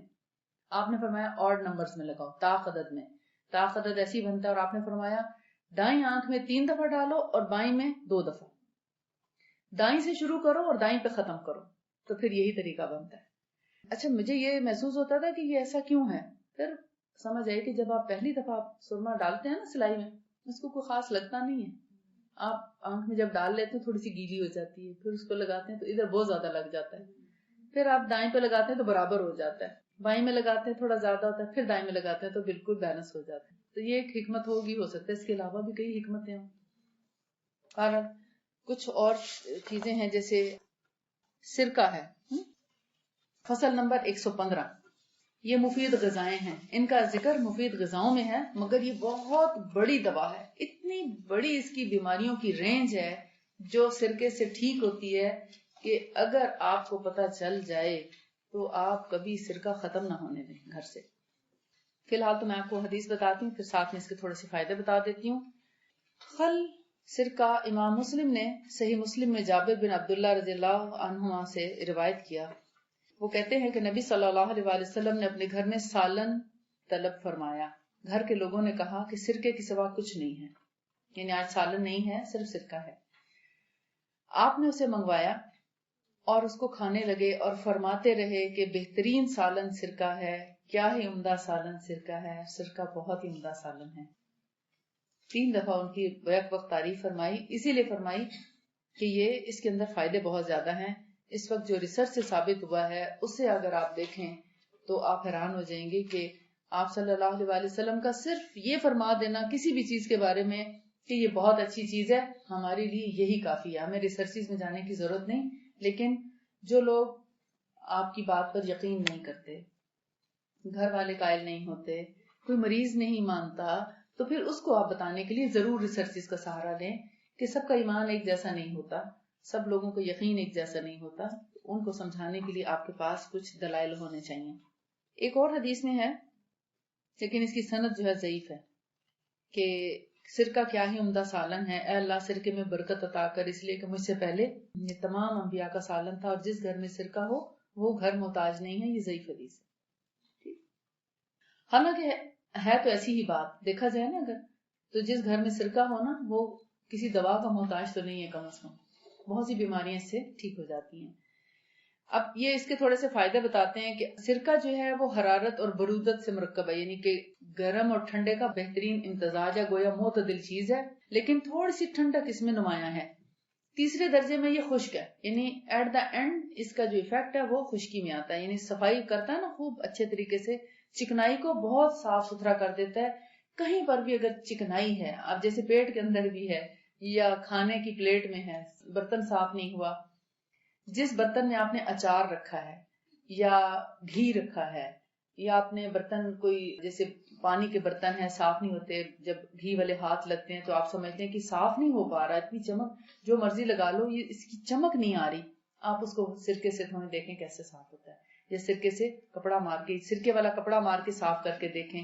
یا سب سے آسان طریقہ میں جو اپنے گھر میں استعمال کرتی ہوں آپ کو بتاتی ہوں شارٹ کٹ، کہ جو آپ کپڑے استری کرنے کے لیے عام طور پہ اسپرے باٹلز رکھتے ہیں نا، آپ ایسا کریں کہ اسی میں سرکہ ڈال کے رکھ لیں اور جو چیز آپ نے صاف کرنی ہے اس کے اوپر ذرا سا اسپرے کریں اور اس کو کپڑے سے صاف کر دیں، بہترین صفائی ہوتی ہے.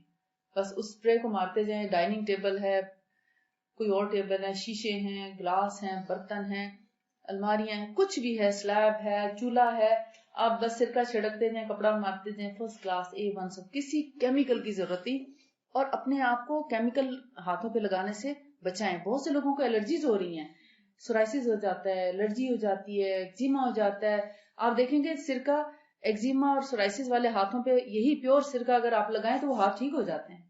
اپوزٹ اس کا کام ہے، صفائی بھی کرتا ہے مگر ریاکشن بھی نہیں کرتا. کپڑوں کو بھی خوب صاف ستھرا کرتا ہے، دانتوں کو چمکاتا ہے، آپ کی اسکن کو چمکاتا ہے، بالوں کو چمکاتا ہے. آپ کو اور کیا چاہیے؟ آپ کے پیٹ کو صاف کرتا ہے، آنتوں کو صاف کرتا ہے، گردوں کو صاف کرتا ہے، جگر کو صاف کرتا ہے، دل کی نالیوں کو صاف کرتا ہے، سب جگہوں کو صاف کرتا ہے. اور کیسی اندرونی صفائی، بیرونی صفائی، کپڑوں کی صفائی. جس تولیے سے اسمیل نہیں جاتی آپ اس میں 2 چمچ سرکہ پانی میں ڈال کے تھوڑی دیر ڈبو دیں، اس کی ساری اسمیل ختم ہو جاتی ہے. جن کپڑوں سے پسینے کی بو نہیں جاتی وہاں آپ پانی میں سرکہ ڈال کے ان کو تھوڑی دیر 5-10 منٹ ڈبو دیں، ان کو دھوئیں، اتنی خوبصورت ان کے اندر اسمیل آ جاتی ہے، وہ ساری بدبو ان کی نکل جاتی ہے. اور جو کپڑا جیسے بعض اوقات گرمیوں کے گاؤن اور گرمیوں کے کپڑے جن میں پسینہ بار بار آنے سے وہ ایک جب آپ استری کرتے تو آپ کو اندازہ ہوتا ہے کہ یہ جگہ جو ہے وہ چکنائی نہیں جاتی. آپ ایسے کپڑوں کو گرم پانی کے اندر سرکے میں ڈال کے تھوڑی دیر رکھیں، ساری کی ساری چکنائی صاف ہو جاتی، آپ کی آدھی ایفرٹ ہی ختم ہو جاتی. صرف وہ فرنیچر جس کا رنگ کچا ہے یا واٹری کوئی پینٹ ہے تو ایسے میں سرکہ استعمال نہ کریں. البتہ پلاسٹک کی ہیں، شیشے کے ہیں، یا جس فرنیچر کے اوپر خوب اچھا سا لیکر لگا ہوا ہوتا ہے اس کو بھی آپ سرکے سے صاف کریں، بہت اچھا صاف ہو جائے. وقت بھی بچتا ہے اور محنت بھی بچتی ہے. اچھا، یہ جو آپ صفائی کے لیے سرکہ استعمال کریں گے نا، یہ تو آپ سستا سا وائٹ ونیگر ہے اس سے بھی کر سکتے ہیں، کپڑوں کے لیے، برتنوں کے لیے، مطلب جس کا کھانے پینے سے کوئی تعلق نہیں ہے. لیکن جہاں آپ نے کھانے پینے کے لیے استعمال کرنا ہے وہاں آپ نے پیور آرگینک اور خالص سرکہ استعمال کرنا ہے، انگوری سرکہ. یہ ایپل سائڈر ونیگر مت استعمال کریں، انگوری سرکہ استعمال کریں، اور ہونا بھی خالص چاہیے. کھانے پینے کے لیے وہی. اور اس کو آپ اگر جیسے گوشت اگر آپ نے کھایا، فرض کریں باسی گوشت کھا لیا مثال کے طور پر، آپ کو بدہضمی ہو رہی ہے، طبیعت خراب ہو رہی ہے، متلی ہو رہی ہے، وامٹس آ رہی ہیں، الٹیاں آنا شروع ہو چکی ہیں. اب کعوہ بنانے میں تو ٹائم لگے گا نا, میں کعوے کے لیے اگر آپ کو کچھ چیزیں بتاؤں تو اس کے بعد دوسری وامٹ نہیں آتی, مگر وہ ٹائم لگے گا چیزیں کلیکٹ کرنے بنانے سب میں. 2 چیزیں ایسی ہیں جو آپ کی الٹی کو دوسری الٹی آنے ہی نہیں دیتی, ایک سرکہ اور ایک سفید پودینہ. سفید پودینہ اگر آپ 1 ٹی اسپون منہ میں رکھ کے اور اوپر سے سرکہ ملا ہوا پانی پی لیں, مجال ہے آپ کا پیٹ کا درد, آپ کا الٹیاں, موشن, ڈائریا سب ٹھیک ہو جائے. اور سفید پودینہ کو کچھ بھی پروسیس کرنے کی ضرورت نہیں, بس یہ ضرور دیکھ لیں کہ صاف ستھرا ہے, لمبی لمبی ڈنڈیاں نہ ہوں, اس کے پتے توڑ کے سکھا کے اپنے پاس رکھ لیں. کتنا سستا علاج ہے. سفید پودینہ ایک ہوتا ہے یہ عام گرین پودینہ, ایک واقعی سفید رنگ کا پودینہ ہوتا ہے, تو وہ آپ ہربل کسی بھی پنسار کی شاپ سے جا کے پوچھیں تو آپ کو مل جائے گا. لیکن یہ ضرور دیکھیں بہت کالا کالا اور پرانا باسی نہ ہو, فریش چیز ہوگی. وہی ایک دفعہ آپ اس کو دیکھ لیں گے, ناردرن ایریاز میں بہت ہے ہمارے ملک میں, تو آپ اگر جیسے کوئی مری یا اس سے آگے کے علاقہ جات کے رہنے والے ہیں ان سے طلب کر لیں, تو وہاں تو ہر جگہ اگا ہوا ہوتا ہے, ان کے لیے تو کچھ مشکل نہیں ہے. آپ ایک ہی دفعہ 1 پاؤ کے جتنا بھی لے لیں تو آپ دیکھیں پورا سال وہ ختم نہیں. کہتے ہیں پیٹ میں اگر خون اور دودھ جم جائیں, یعنی کوئی ایسا, بعض دفعہ ہم کیا کرتے ہیں کہ جیسے السریشن ہے یا کسی کو السر ہو, ایسیڈیٹی ہو, اور اس کے اندر خون بھی تھوڑا بہت رشتہ ہو, وہ دودھ پئیں اور وہ بعض اوقات وہ جا کے جم جاتا ہے, طبیعت خراب ہوتی ہے, پیٹ میں درد شروع ہو جاتا ہے, یا کسی اور وجہ سے اگر دودھ اور خون جسم میں جم جائیں تو کہتے ہیں کہ سرکہ اس کو تحلیل کر دیتا ہے, الگ الگ کر دیتا ہے, تمام بلاکیجز کھول دیتا ہے اندر کی, اور معدے کی صفائی کرتا ہے. پخانہ بستہ کرنا کا مطلب یہ ہوتا ہے کہ وہ اس کو فرم کرتا ہے. جن لوگوں کو سٹول فرم نہیں آتا, یعنی وہ لوز ہی رہتا ہے یا بہت زیادہ ہارڈ ہوتا ہے, تو یہ اس کو فرم کرتا ہے, نارمل کرتا ہے. اور اگر کہیں ورم ہے یا ورم ہونے والا ہے, جیسے پاؤں میں سویلنگ ہو جاتی ہے گردے کی خرابی سے, یا جو لوگ چاول کھاتے ہیں رات کو صبح اٹھتے ہیں تو منہ پہ سویلنگ ہوتی ہے, تو ایسے لوگ اگر ونیگر پی لیں تو سویلنگ اتر جاتی ہے. یا جن لوگوں کے باڈی پہ کنٹینیوس سویلنگ چلی آ رہی ہے, ایسے لوگ اگر کچھ دن, ہفتہ, 2 ہفتے یا میکسیمم 3 ہفتے 1 سے 2 چمچ یا میکسیمم 3 چمچ 1 گلاس پانی میں ڈال کے صبح سویرے خالی پیٹ سرکہ پی لیں, تو یہ سارے مسئلے ان کے دور ہو سکتے ہیں. سب سے اچھا ڈیٹاکسیفیکیشن کے لیے یا استفراغ کے لیے, جسم سے گندے مادوں کے اخراج کے لیے, میں نے آپ کو پہلے بھی بتایا تھا 3 کھانے کے چمچے 1 گلاس پانی میں سرکہ خالی پیٹ لے لیں تو بہت اچھا ہے. لیکن اگر آپ نے جیسے دعوت کا کھانا کھایا اور گھر آ کے آپ کی طبیعت خراب ہو گئی تو بھرے پیٹ بھی اس کو پیا جا سکتا ہے, کوئی حرج نہیں ہے, بس 1-2 موشن آئیں گے, پیٹ صاف ہو جائے گا. اور اگر اس میں نمک ملا کر پیا جائے تو بہت مہلک ترین بیماریوں سے بھی بچاتا ہے. یعنی اسی پانی میں اگر تھوڑا سا چٹکی, اگر بلڈ پریشر نہیں ہے تو پہلی تو شرط یہ ہے کہ بلڈ پریشر نہ ہو, تو پھر اس میں نمک بھی ملا کر پیا جا سکتا ہے. اور کہتے ہیں کہ اگر ستو کے ساتھ کھایا جائے سرکہ تو تالو کی جڑ سے چشمہ, اب تالو میں ہمارے ہم تو جونکیں نہیں کھاتے یا ہمارے ہاں تو ایسے نہیں ہوتے, لیکن اگر کوئی ایسی چیز جو بہت سختی سے چپک گئی ہے تو کہتے ہیں ایسے میں سرکہ اور جو کے ستو ملا کر اس کو کھلایا جائے تو ہر چیز جو ہے وہ اتر جاتی ہے, حتیٰ کہ جسم کے اندر کی جتنی بھی میل کچیل, رکاوٹیں اور چکنائی ہے وہ بھی ساری صاف ہو جاتی ہے, کیونکہ جو ہے وہ جسم کی چکنائی کو دور کرتا ہے, اسی لیے کولیسٹرول کم کرتا ہے, ٹرائیگلیسرائڈ کم کرتا ہے.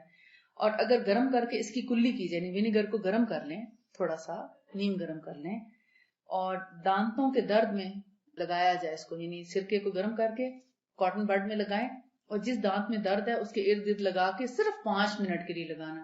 اگر آپ نے 5 منٹ سے زیادہ اس کو لگایا اور دانتوں میں کوئی نقص پیدا ہوا تو اس کی میں ذمہ دار نہیں ہوں, صرف 5 منٹ کی اجازت ہے. اور اس کے بعد کلی کر لیں, ٹھیک ہے. ٹھنڈا پانی اچھا لگتا ہے ٹھنڈے سے کلی کر لیں, اگر گرم پانی اچھا لگتا ہے تو گرم سے کلی کر لیں. یہ لگانا جو ہے آپ کے مسوڑوں کو بھی مضبوط کرتا ہے. جن لوگوں کے مسوڑوں میں پیپ پڑ جاتی ہے, پس پڑ جاتی ہے, مسوڑے خراب ہو جاتے ہیں, پھول جاتے ہیں, خون آتا ہے, یہ اسی طرح نمک ملا کے گرم کر کے اور مسوڑوں پہ لگا دیا جائے. یا دوسری صورت یہ ہے کہ آدھا شہد اور سرکہ ملا لیا جائے اور اس میں تھوڑا سا نمک ملا کے رکھ لیں تو بھی اس سے مسوڑے مضبوط ہو جاتے ہیں. انگلی کے سرے کے ورم کے لیے اس کا زماد ہوتا ہے, لیپ, بہت فائدہ مند ہے. یعنی وہی جو میں نے کل آپ کو بات بتائی تھی کہ اگر فنگل انفیکشن ہو جائے, ان گروئنگ نیل ہو جائے, ناخن کے اندر کا کوئی زخم ہے یا کوئی فنگس ہے تو اس میں اس کی پٹی رکھ لی جائے تو بہت اچھا ٹھیک کرتا ہے. اسی طرح پہلو کی پھنسی, گرم ورم اور آتش زدگی, یعنی کہ اگر جل جائے اور بہت زیادہ چھالے بن گئے, ابھی کھلی نہیں ہے جگہ, مثلا ہاتھ جل گیا اور چھالا بن گیا, چھالے کے اوپر ایک میں نے آپ کو شہد بتایا تھا, اور دوسرا آپ سرکہ بھی کر سکتے ہیں, سرکہ ڈال کے اس میں تھوڑا سا آدھا آدھا پانی اور سرکہ ملا لیں, یا ڈائریکٹ سرکہ بھی ہو, اس کی پٹی لیں یا پٹی کے اوپر سرکہ ڈالیں اور اس کو اس چھالے والی جگہ پر لگا دیں. آپ حیران ہو جائیں گے کہ وہ سارا اس کا پانی کہاں سے جو ہے ایبزارب کر لیتا ہے, یہ چھالا ختم ہو جاتا ہے. ہاں اگر زخم کھل گیا تو پلیز اس پہ سرکہ مت لگانا, بہت کاٹے گا. یعنی کھلے ہوئے تازہ زخموں پہ سرکہ نہ لگائیں جہاں جلد نظر آ رہی. یہ صرف ناخن کے اندر والا جو زخم ہے اس پہ ڈائریکٹ آپ لگا سکتے ہیں, یا پس والا جو زخم ہوگا, پھوڑا ہوگا, بوائل بنا ہوگا, یا جن لوگوں کے گمڑ بن جاتے ہیں, بڑے بڑے پھوڑے بن جاتے ہیں, بند پھوڑے ہوتے ہیں, ان کے اوپر آپ سرکے کی نیم گرم پٹی رکھ سکتے ہیں, وہ فوری طور پر ان کا ورم جو ہے توڑ دیتا ہے. اس کے علاوہ دہن تیل کے بارے میں آتا ہے, اولیو آئل کا میں نے آپ کو کافی کچھ بتا دیا ہوا ہے. اور اب آتے ہیں قسط البحری, اور ہندی پہ بہت زیادہ اس کا انتظار ہے کہ وہ کیا چیز ہے اور اس کو کس طریقے سے استعمال کریں. تھوڑا سا اگر ٹائم ہمیں دے دیں 10 منٹ. 482 پہ ہے میری بک میں قسط.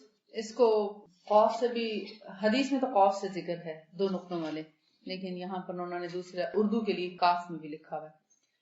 کہتے ہیں دونوں الفاظ ایک جیسے ہیں. صحیح بخاری اور صحیح مسلم میں حضرت انس رضی اللہ تعالیٰ عنہ سے مروی ہے, آپ نے فرمایا خیر ما تداویتم بہ الحجامۃ والقسط البحری. یہاں پر قسط البحری کا ذکر ہے. جن چیزوں سے تم علاج کرتے ہو ان میں سب سے بہترین دوا پسنا لگوانا یعنی حجامہ اور قسط سمندری ہے. انہوں نے اس کا ترجمہ قسط سمندری کیا. سمندری اس لیے کہ سمندر میں پیدا ہوتی ہے, زیادہ اچھا سمجھنے کے لیے. یہ سمندر کے کناروں پہ اگتی ہے اور اس کو کوسٹس کہتے ہیں. کوسٹس کی یہ روٹس ہوتی ہیں, جڑیں ہوتی ہیں, یعنی یہ باقاعدہ پانی میں رہتی ہیں اس کی جڑیں, اسی لیے ٹھنڈی ہوتی ہے, اسی لیے اس کا ذائقہ بھی جو ہے وہ کوئی خاص نہیں ہوتا. پانی میں رہنے کی وجہ سے سب اس کے جو ذائقے دھل جاتے ہیں تو نتھر جاتی ہے. مسند میں ام قیس کی حدیث نبی صلی اللہ علیہ وسلم سے مروی ہے, آپ نے فرمایا, بخاری کی حدیث ہے, علیکم بہذا العود الہندی فإن فیہ 7 اشفیۃ منها ذات الجم. یعنی ذات الجم کا خاص طور پر ذکر کیا کیونکہ اس کا علاج دنیا میں آج تک دریافت نہیں ہو سکا سوائے آپریشن کے. تو آپ نے فرمایا کہ اس میں اس سے 7 بیماریوں سے شفا ہے. اور یہ جو خاص طور پر ذات الجم ہے, ذات الجم کہتے ہیں پہلو کا درد, یعنی پسلیوں میں ایسا درد ہوتا ہے, بیسیکلی یہ پھوڑا ہوتا ہے پھیپڑے کے اندر. پھیپڑے میں ایک ایسا پھوڑا بن جاتا ہے جہاں تک کوئی دوا نہیں پہنچتی. اینٹی بایوٹک دیتے دیتے بھی عرصہ لگتا ہے تو بھی وہ وہاں اثر نہیں کرتی, کیونکہ کیسا اندر کا کنارہ ہے نا, جو اندر سے تو اٹیچ نہیں ہے نا پھیپڑا کہیں سے, اندر تو ایسے ہی ہے غبارے کی طرح ہل رہا ہے. ٹھیک ہے, اس کی جڑ تو بس یہی ہے ریڑھ کے ساتھ جو پیچھے لگی ہوئی ہے. سانس لیتے ہیں تو پھول جاتا ہے, ادروائز وہ ایسے ہی بیلون کی طرح. بہرحال آپ نے فرمایا کہ تم اس عود ہندی یعنی قسط الہندی کو بطور دوا استعمال کرو, اس لیے کہ اس میں 7 بیماریوں کے لیے شفا ہے. ذات الجم انہی میں سے ایک بیماری ہے. ذات الجم برونکیٹائٹس, یہ برونکائٹس نہیں ہے. برونکائٹس تو آپ کو پتا ہے نا, کھانسی, چیسٹ پین اور ساتھ میں تھوڑا بہت بخار وغیرہ ہو سکتا ہے, اور جب کھانسی آتی ہے چیسٹ میں بہت پین ہوتا ہے, چیسٹ بھری ہوتی ہے ریشے سے, اس کو برونکائٹس بولتے ہیں. برونکیٹائٹس جو ہے یہ لنگز کے اس پھوڑے کو کہتے ہیں جس کا علاج اور کسی چیز سے ممکن نہیں ہوتا. ڈاکٹر کیا کہتے ہیں, اتنا حصہ پھیپڑے کا کاٹ دیتے ہیں اور پھر جان بچا لیتے. اور یہ 3 سے 4 دن میں انسان اللہ کو پیارا ہو سکتا ہے, کیونکہ لنگز جو ہے وہ کام نہیں کرتے, ہارڈ ہو جاتے ہیں, ورم ہو جاتا ہے, سانس لینے کی قوت ہی نہیں رہتی. یہ کہتے ہیں قسط 2 طرح کی ہوتی ہے. ایک سفید رنگ کی ہوتی ہے جس کو قسط سمندری کہتے ہیں, اور دوسری قسم کو ہندی کہتے ہیں. وہ گرم تر ہوتی ہے, یعنی کافی گرم تاثیر رکھتی ہے, اور سفید رنگ کی قسط اس سے کم تر ہوتی ہے, یعنی کوئی خاص گرم نہیں ہوتی. ان کے فوائد بے شمار ہیں. دونوں قسم کی قسط تیسرے درجے میں گرم اور خشک ہوتی ہے, یعنی قسط دونوں ہی گرم ہیں. تیسرے درجے میں اس لیے کہتے ہیں کہ جب آپ کھاؤ فوری گرمی کا احساس نہیں ہے, لیکن اس جگہ گرمی پہنچا کر وہاں سے بلڈ سرکولیشن کراتی ہے اور اپنا کام کر جاتی ہے بالآخر. اسی لیے میں نے آپ کو پہلے بھی بتایا تھا کہ جو لوگ گرم مزاج ہیں, جن کے پاؤں گرم رہتے ہیں, سینے میں جلن ہوتی ہے, ٹھنڈی چیزیں کھانے کو دل کرتا ہے, گرم چیز نہیں کھا سکتے, حتیٰ کہ چائے اور کھانا بھی گرم نہیں لے سکتے, ایسے لوگوں کو قسط البحری سوٹ کرتی ہے. اور جو لوگ ٹھنڈے مزاج کے ہیں, ہاتھ بھی ٹھنڈے, پاؤں بھی ٹھنڈے, ناک بھی ٹھنڈی, اور ٹھٹھرتے رہتے ہیں اور سر بھی لپیٹ لپیٹ کے رکھتے ہیں, تو ایسے ٹھنڈے مزاج کے لوگ ہیں, ان لوگوں کو قسط الہندی بہت سوٹ کرتی ہے.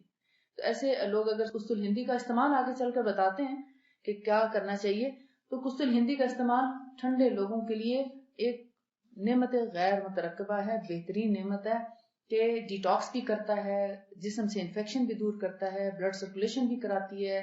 اس کے علاوہ پھوڑے, پھنسیاں اور غلاستیں جسم کی وہ بھی دھل جاتی ہیں, درد بھی ٹھیک ہوتے ہیں جسم کے. 7 بیماریوں سے جو شفا بتائیے, یہاں پر شاید ان کا ذکر نہ ہو, اس میں جسمانی دردوں کے لیے قسط الہندی.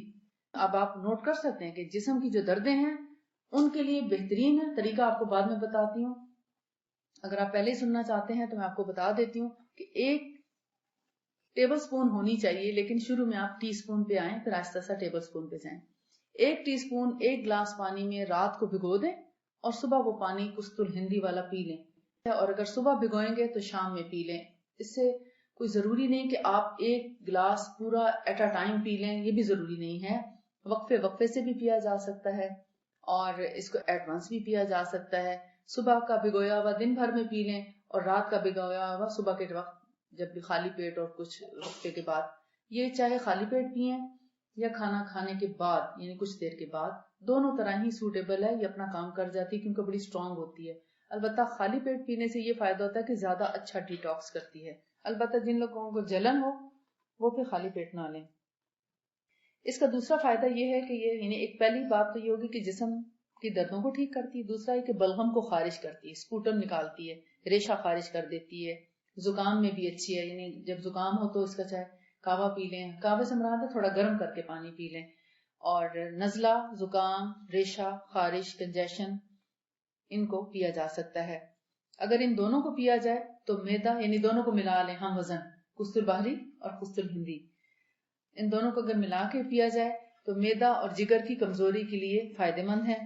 اور جن لوگوں کو میدے کی ٹھنڈک کی وجہ سے اصل میں قبض ہوتی ہے, پتہ آپ کو, یعنی میدے اور آنتوں کی ٹھنڈک ہوتی ہے, اس کی ٹھنڈک کی وجہ سے وہ سب چیزیں اندر جم جاتی ہیں, مطلب بال موومنٹس جو ہیں وہ سلو ہو جاتی ہیں ٹھنڈک کی وجہ سے. تو جن لوگوں کو ٹھنڈک کی وجہ سے ہے یہ پرابلم میدے کا یا کانسٹیپیشن ہے, تو وہ پھر یہ دونوں ملا کر پی لیں.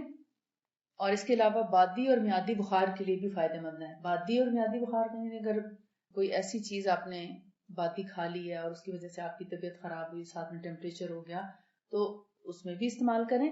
اور میادی بخار وہ ہوتا ہے جیسے ٹائیفائڈ ہے یا باری پہ آنے والا بخار ہے, تو ان میں قسط الہندی کا استعمال مفید ہے. پہلو کے درد وہ ذات الجم کے لیے فائدہ مند ہے. ہر قسم کے زہر کے لیے تریاق کا کام کرتی ہے.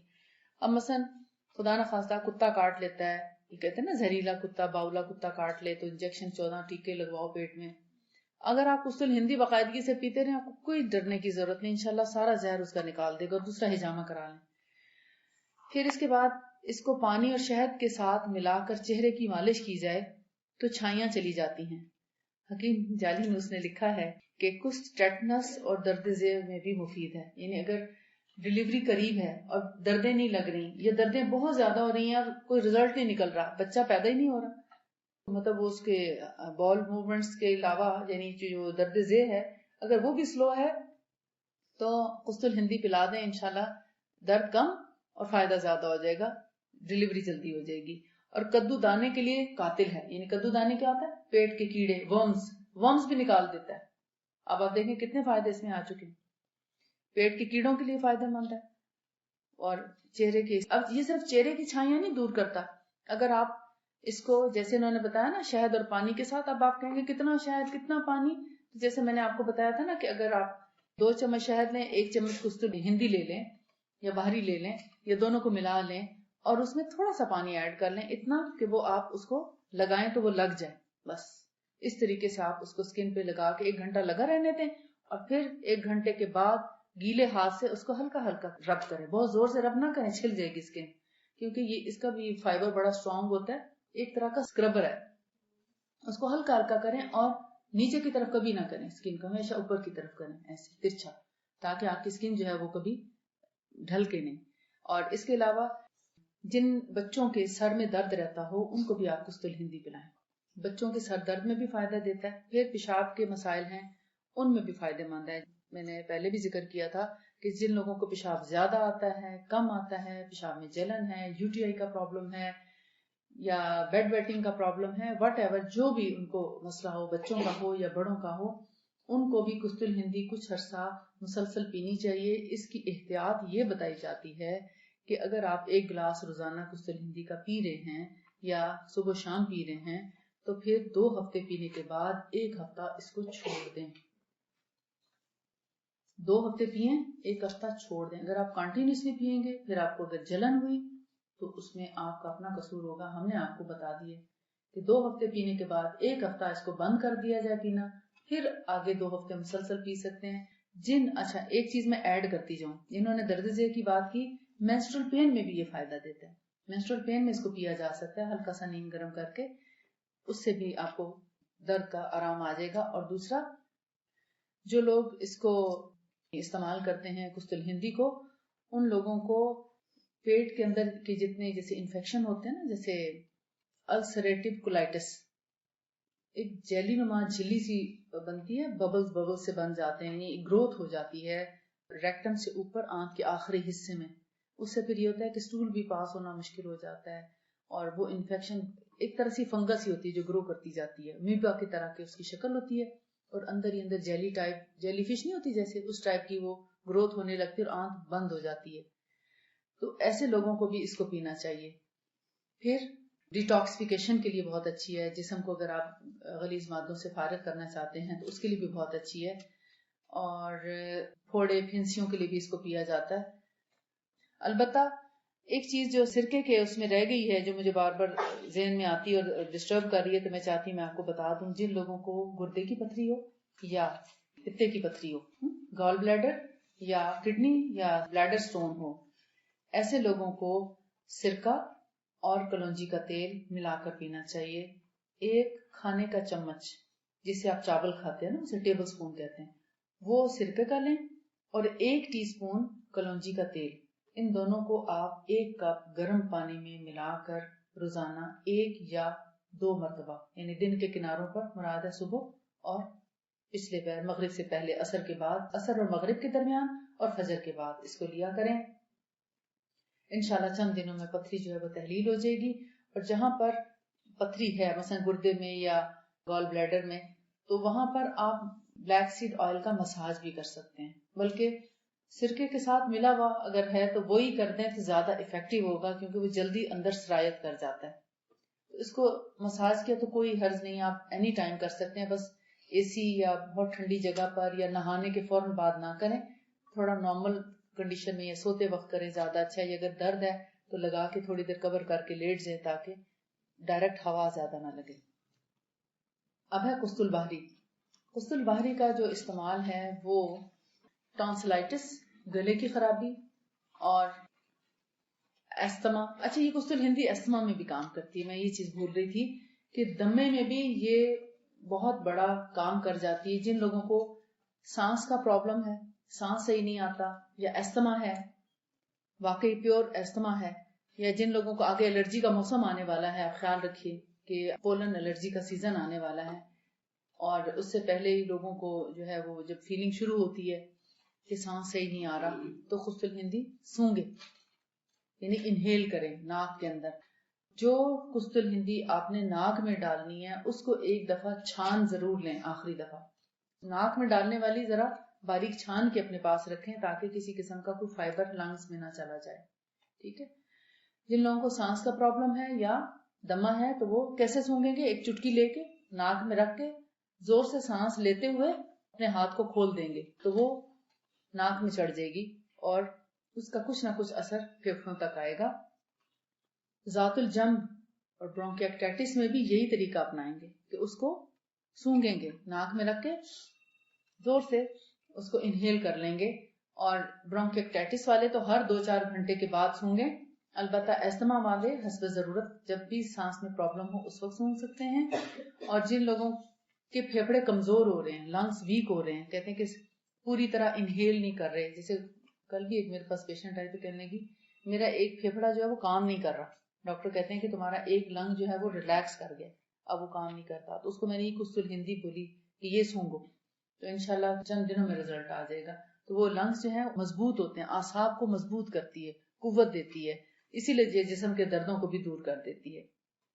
خست البحری گلے کی خرابی، ٹانسلز یا گلے کی خراش اور تھائرائڈ وغیرہ کے لیے بہترین طریقہ یہ ہے کہ آپ ٹی سپون لیں، چھوٹی باریک منہ والی، بہت چوڑی چوڑی سیدھی سیدھی ٹی سپون نہ لیں، تھوڑی گہری والی ٹی سپون لیں جس کی شیپ کچھ اس طرح سے بنی ہوئی ہو. تو 2 چائے کے چمچ لیں، ان میں ایک چٹکی، یعنی بڑوں کے لیے بتا رہی ہوں، ایک موٹی چٹکی آپ ایک چمچ میں، ایک چٹکی دوسری چمچ میں ڈال کے اس میں 10 قطرے پانی ملا کے دونوں میں ہلا لیں، اور دونوں نوسٹرلز میں، ناک کے دونوں نتنوں میں اس کو انڈیل دیں. کیسے انڈیلیں گے؟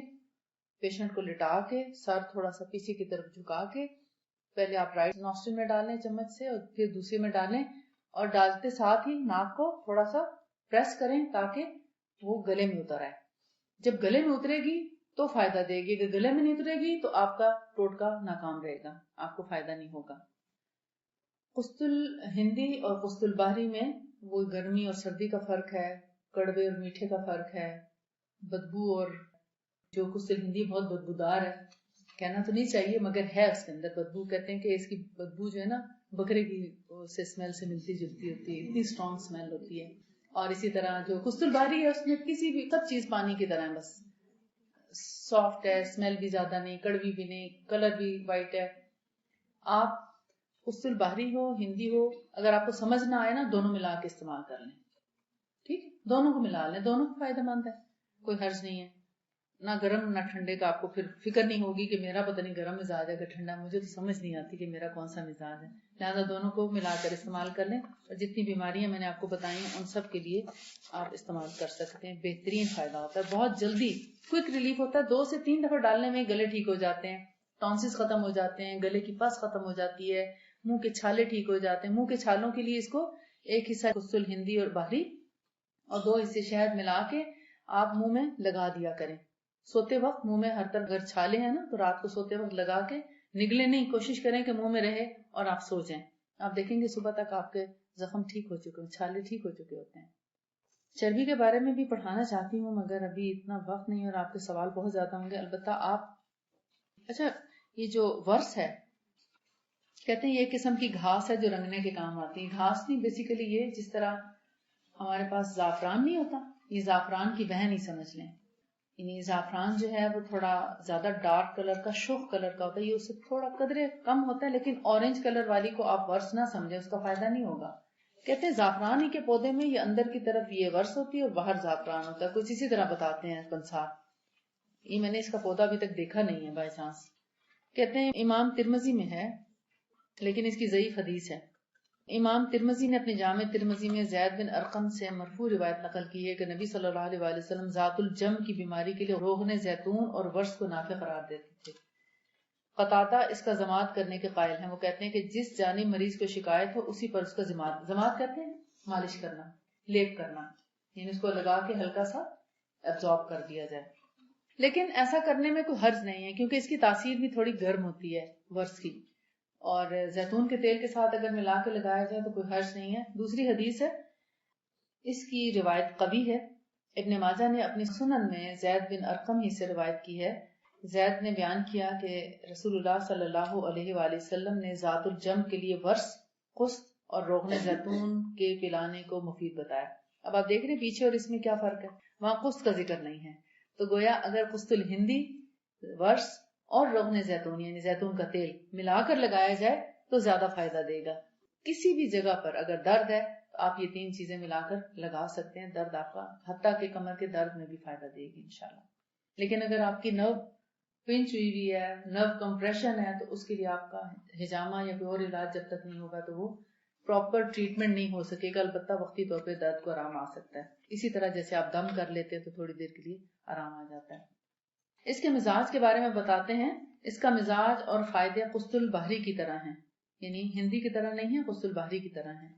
بدن کے سفید داغ، اب دیکھیں برس، لیوکوڈرما، سفید داغ کو کیا کہتے ہیں، برس، اس میں بھی یہ فائدہ مند ہے. خارش میں، پھنسیوں میں، چہرے کے سرخی مائل سیاہ داغ یعنی جس کو پگمنٹیشن بولتے ہیں، اس کے لیے اس کا مساج، اس کا لگانا بہت فائدہ مند ہے. سفید داغوں پہ بھی لگائیں، جن کو وائٹ نشان نہیں پڑ جاتے، پیچز آ جاتے ہیں. آج کل تو ایک کھٹا میٹھا دودھ کھٹا سب ملا کے جو استعمال کر رہے ہیں تو بہت زیادہ کامن ہو رہے ہیں وائٹ پیچز. تو ان کے اوپر اس کو لگایا جائے. کیسے؟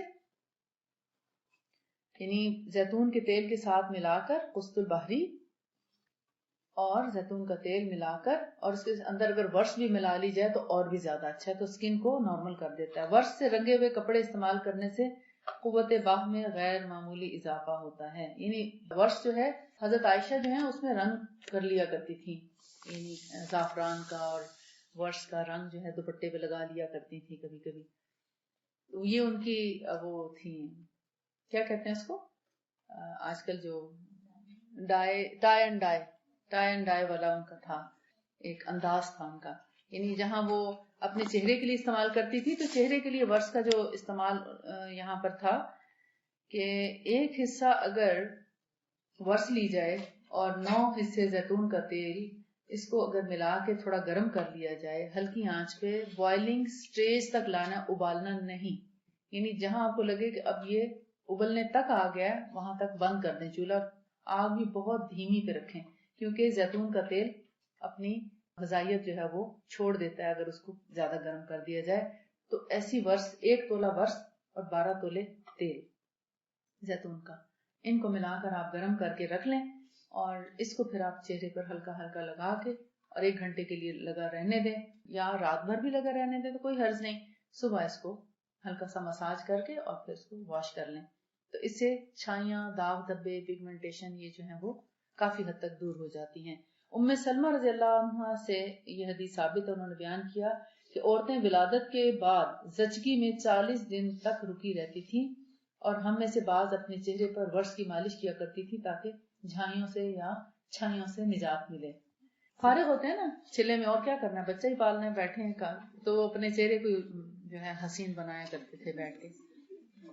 عورتوں کے نیچر میں شروع سے لے کے اب تک عورتیں یہی چاہتی ہیں. ہمارے پاس اب وقت ختم ہو گیا. انشاءاللہ جو باقی کچھ چیزیں میں کل مارک کر کے انشاءاللہ ان کو پراپر طریقے سے لے کر آؤں گی تاکہ آپ کے ہر سوال کا جواب جو ہے وہ آپ کو مل جائے.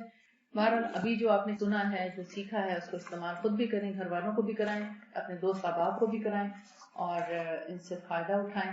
وآخر دعوانا الحمدللہ رب العالمین. سبحانک اللہم و بحمدک، اشہد ان لا الہ الا انت، استغفرک و اتوب الیک. السلام علیکم و رحمۃ اللہ وبرکاتہ.